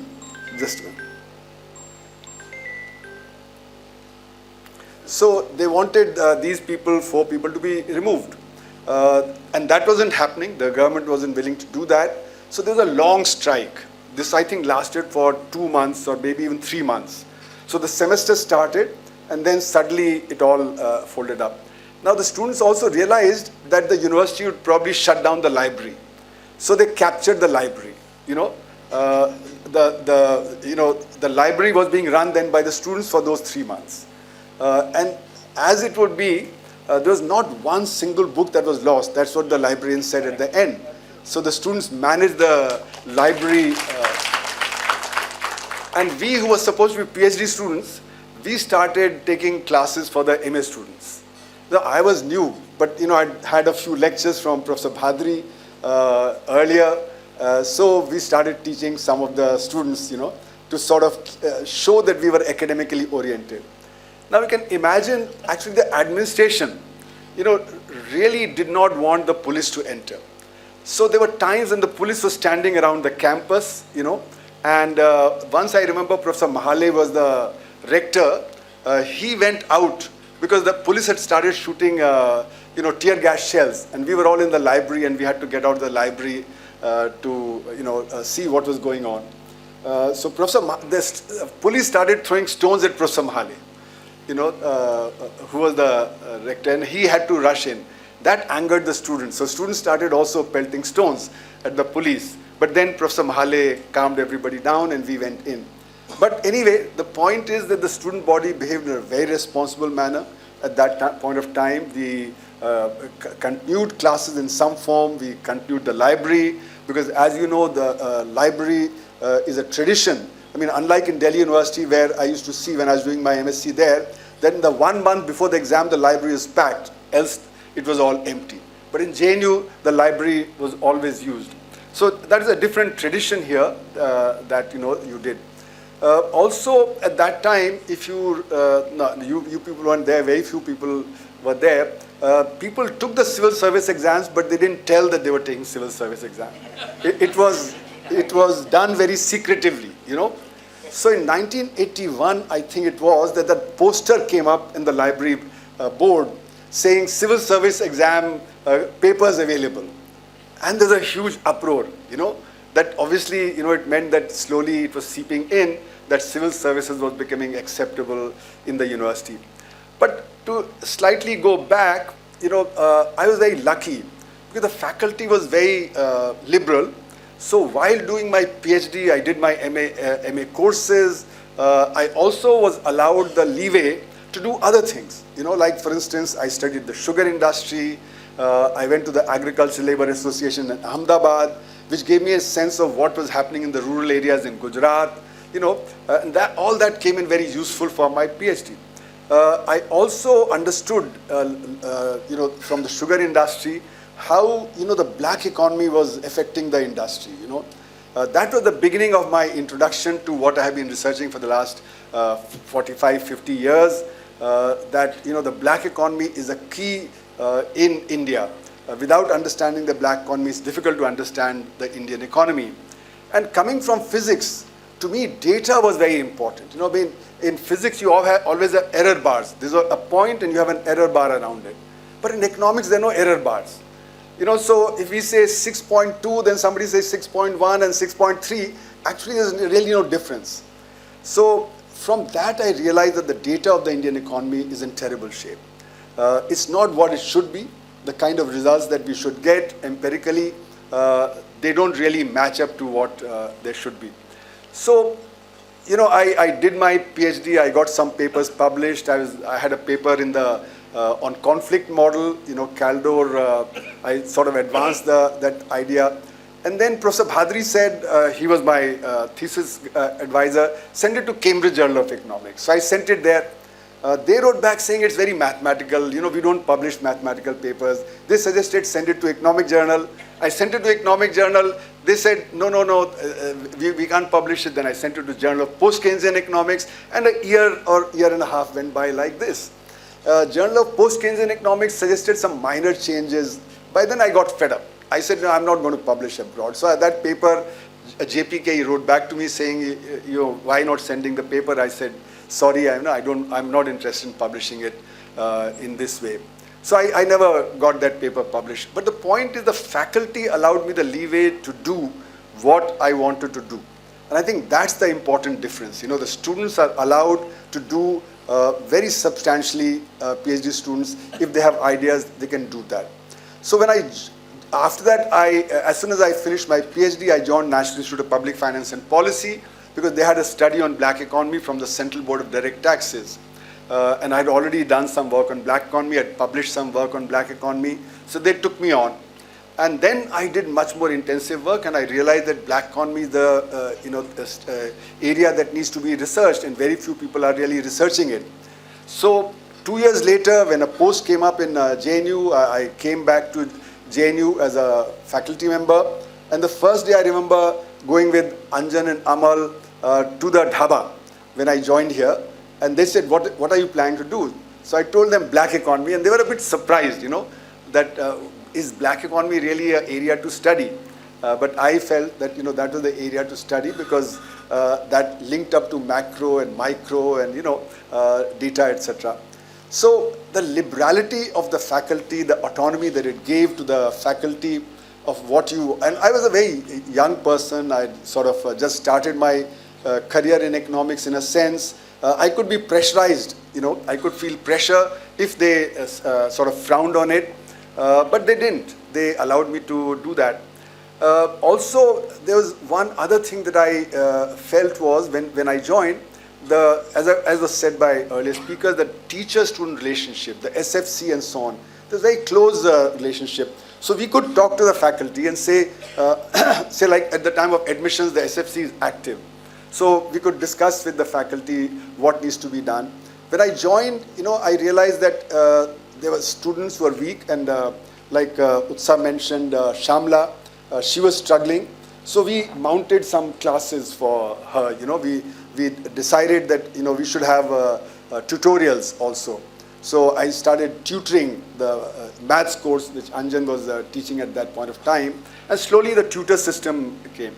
Ramshad Sengupta was in the steel chair, and he had a project from BICP for studying steel, and he had a kettle. So it gave us the idea that, you know, we could start a coffee club, you know, where faculty members and PhD students could get together, we could exchange ideas and so on. So we started a coffee club with Bache Singh was there, and Bache Singh used to prepare the coffee and give it to us. So this coffee club, interaction, you know, and so on, that sort of strengthened. And when I came back, we revived the coffee club again. The coffee club had sort of ceased. So we fixed the time from 11:15 to 11:15 in the morning, and we fixed the time 3:45 to 4:15, so people could finish their lecture, come back, and have coffee, and we could sit together. So this coffee club was very successful in bringing the faculty together. And we had a lot of interesting discussions at that time and so on. But this computers coming, that spoiled the fun. Because then slowly, as everybody got computers in their room, people wanted coffee in the room itself. So this idea that we'd sit together, we'd discuss and so on, you know, that sort of slowly declined. But it's interesting, you know, the first computer came in, I think, 1987, and there was a room allotted. And I remember Satish, Krishna and all, I had learned Multimate at that point of time, which was a software at that time, which nobody hears of now. Lotus, Multimate and all that. And I taught that to Satish and to Krishna and so on also. And we tried to run it 24 hours. I said, you know, it should be run 24 hours. People should have access to it. So we made keys, you know, which people could go and enter any time. And next year onward, even the students were allowed. You know, first year the students were not allowed. Then the students could also come in and do that. So the idea was to have a liberal environment in the center where the students and the faculty could interact. The students could have the facilities of having computers and so on all the time. So there was only one computer to begin with, so there had to be sharing of the computer between the students and the faculty, and so on and so forth. But I had, in the meanwhile, also started doing work on alternatives, basically. And for that, you know, we set up a group, and a lot of students helped. So when the new economic policies came, we started having seminars on the new economic policies, and then I thought of the alternate budget as a means to propose what kind of alternative. And I went to do that alternate budget. Roughly, we had about 20 students who were helping. So I allotted 2 students each 10 different sectors, and they put out, you know, results for that. So the students were also very excited about the alternative budget and so on. But the interesting thing was, at no point did the faculty try and come in the way of either these alternate budgets, or then there was the alternate economic survey that we used to bring out for roughly about 20 years, or the black economy work, which nobody else was doing.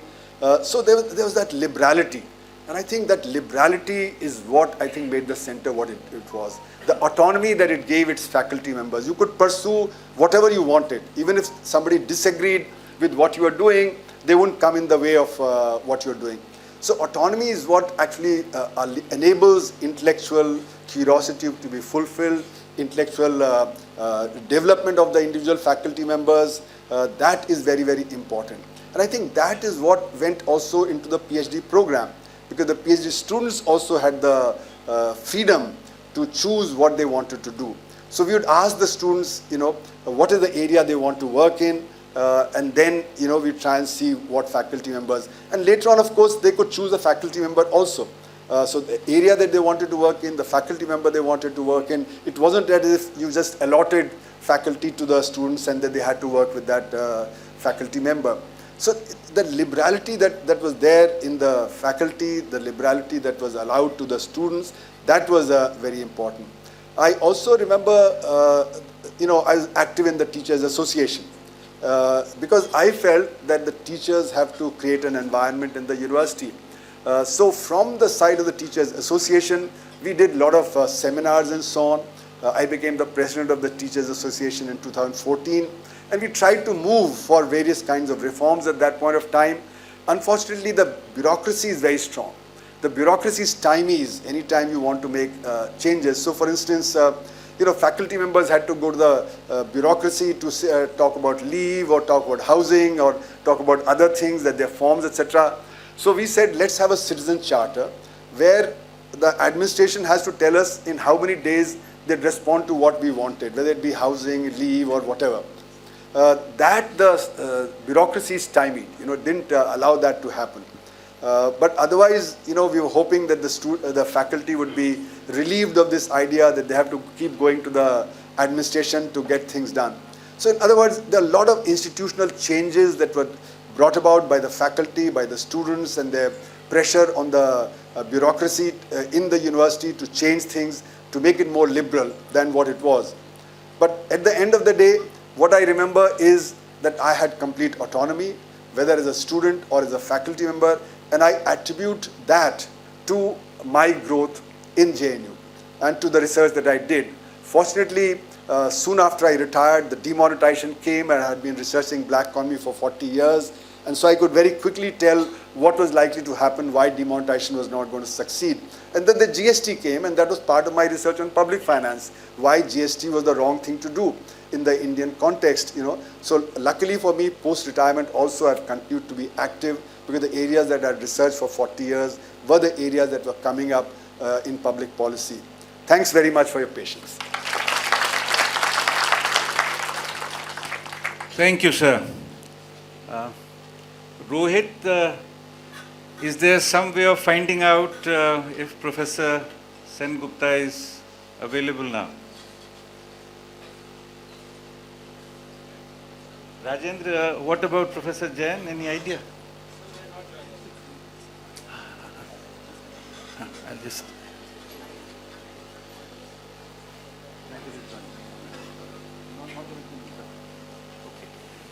All right, so then we can have the lights on, and if you want a brief interaction with those who are present here, all are very, very caring faculty members, distinguished professors, so you have a few minutes in case you have some questions and so on. Anything.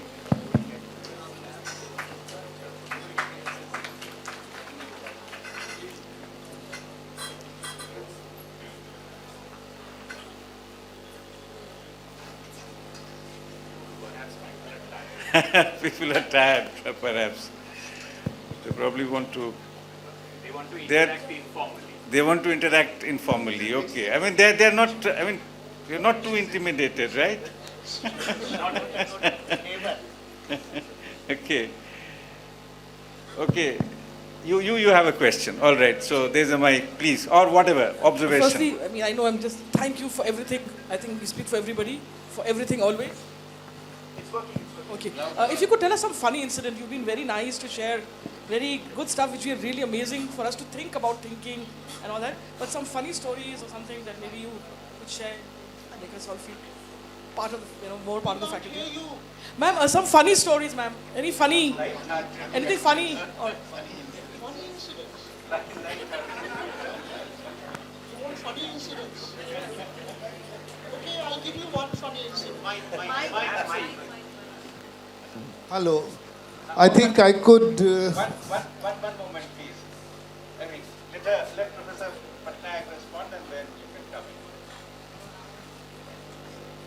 Yes, ma'am. Yeah. I'm sure Shunandati would not mind, but she has always been quite absent-minded, but very thoughtful and solicitous of the welfare of students.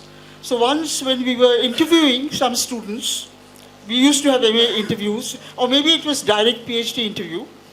So, cups of tea had come in. One cup of tea was also placed in front of the student who was doing the interview. So the student was too nervous to drink it. It was getting cold. So Shunandati decided to cover it, to keep it hot. So she picked up an ashtray, and with a sweet smile on her face, she upturned that ashtray on top of that cup of tea. She doesn't remember, but we do. So this is the typical Shunandati kind of story. Okay. Can I just add a little? Please. I had the fortune of being a Professor Prabhat Patnaik's student from 76 to 78. And one of the courses he did was Theories of Imperialism in the 4th semester. And that was the time when people from other centers and schools could come to attend. And his class was very full to start with. And one of the lines that Professor Patnaik used to use is, "Am I making myself clear?" Okay, that's not all. So there used to be in the canteen a poster called the fish pond. And Professor Patnaik started off with high-flown maths, and which scared off all the students from the other schools. So on the fish pond, I still remember that story.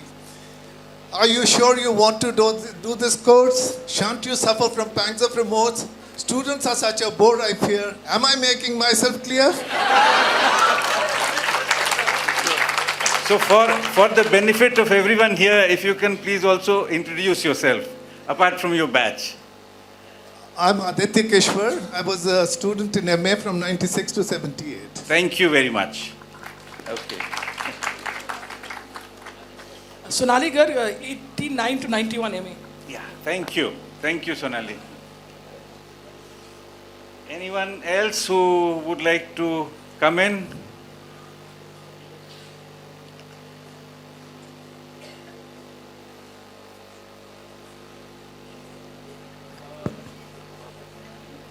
Yes? Yes, please. Hi, my name is Bhavna. I'm from the 2003 to 2005 batch, MA. So I have one incident that I think characterized JNU for me. I was coming in from Lady Shri Ram College, Eco Honors, to MA Economics in JNU. And we were used to having reading lists given to us in Delhi University. And my first question to Professor Utsapatak ma'am was, after a lecture was, so what are the readings for this? And she pointed in the direction of the library and she said, that. Go figure out. So this, I think, really iconized JNU for me. All right.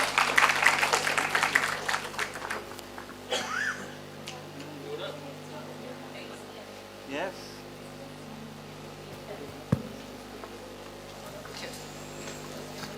Yes. I'm Pradeep Keshri.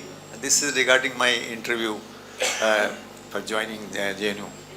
I appeared for the interview, but before that, there was a story that I did not know how to talk in English, and my English was very poor actually, even writing also very poor. So I told that I want to appear for interview, but I will speak in Hindi. So Professor Anjan Mukherjee and Professor Ussa Patnaik were there in my board. So Professor Ussa Patnaik asked me, have you heard of disguised unemployment? I said, yes, Prachanna Berojgari, mujhe pata hai. So she asked, what is that actually? Then I said, उसमें labour की सीमांत उत्पादकता की दर 0 होती है. She said, what?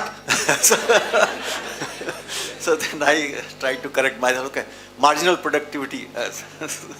So that was a very funny thing which happened.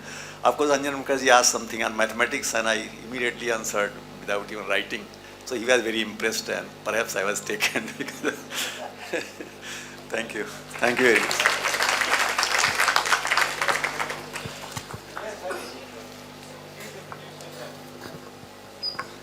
I'm Harish. I teach at Delhi University, at a college in Delhi University. I was a student here 86, 88. Small thing, this is one of the person who's not here, Satish Jain. And this is regarding, there were 2 of us who were his students in this course in social choice theory. The one was Amit Shankar Dasgupta, who's also not here. A brilliant person he was, and there were just 2 of us, and we were sitting in the room in the lecture theatre doing the exam when Satish walks in 2.5 hours into the paper and says, "Kahan pahunche?" And we said, "Kahin nahi." So he said, "Do you need more time? Will it work?" "I don't think it will work. I think you've reached a saturation point. So you should submit your papers and go." So he said, "But you know, we get a 0 in this." So he said, "Nahi, wo baad mein baat karte hain," and he takes the papers and it's over. And then the evening he contacts us and tells us that Sunday को मेरे घर आ जाना, ठीक है, और वहाँ बैठ के पेपर करना है, ठीक है. So the same scripts were there on his dining table. Satish was sleeping, and we were both told to come into the house. The papers will be there.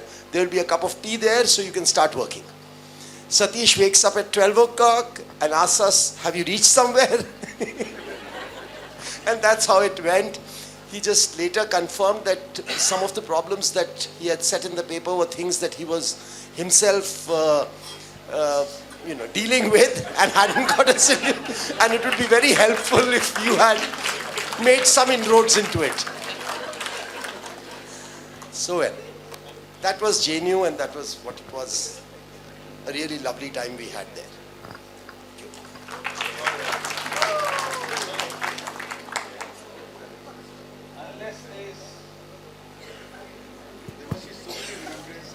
Yes, if you want to come in, please feel free. Otherwise, we can close this session and you can interact informally with all our professors. Yeah? Okay, so Rohit. So there is a request for a group photograph because you won't get a constellation such as this. So what we can do perhaps is to have them here. Some people can come at the back, some on the stage, and some there. Whoever, I think everybody can fit because nowhere else will we be able to manage so many people. Hopefully we will, so we'll take. Like that. तो बारात हो जाएगा फिर तो. But Rohit, before we go for the photo session, let us give them the warmest possible applause that we can think of.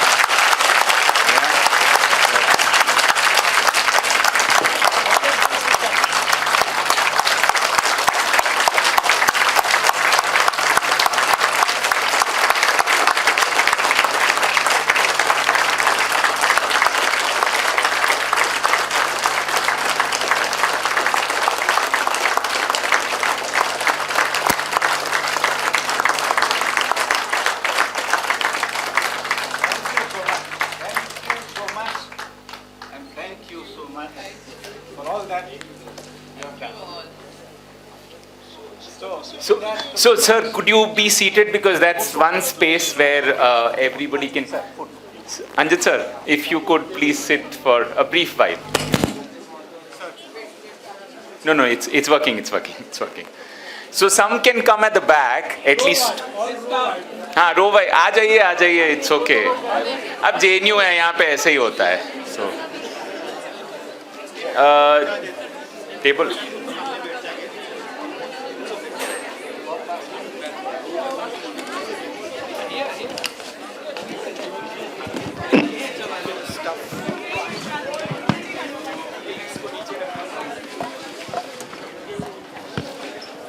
बंद है ना I will hold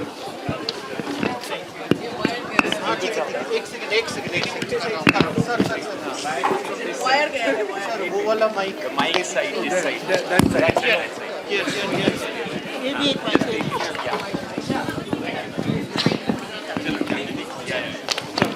चलो उस साइड कैंसिल इस पे भी बैठ जा सकते हैं लोग. ये माइक को साइड में कर दीजिए.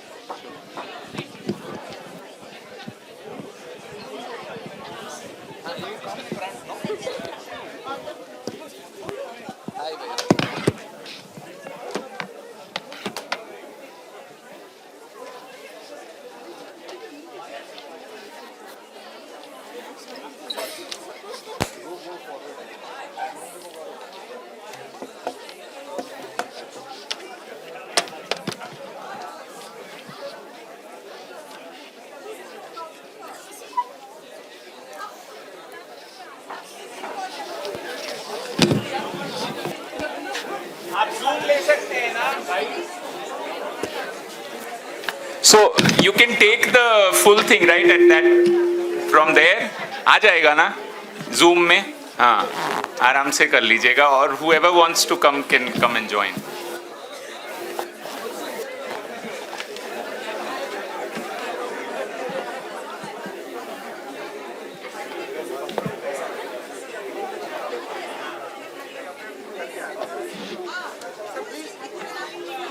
Yeah, sure, of course.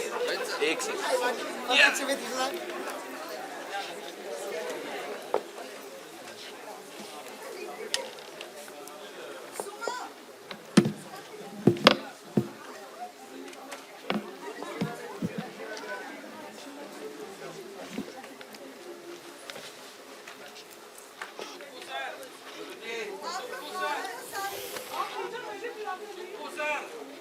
Subbu sir, there is special request for you. There is no next batch. This is the batch.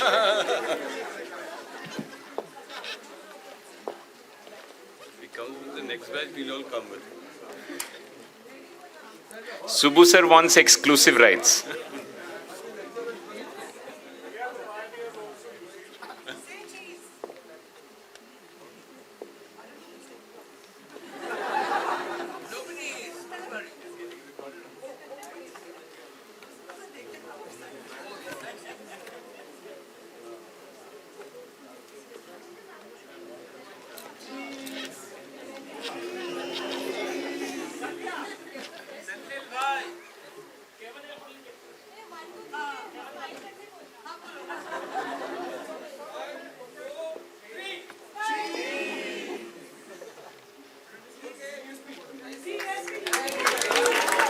So you're all requested to please join us for dinner, which is outside. Thank you. Thanks, sir.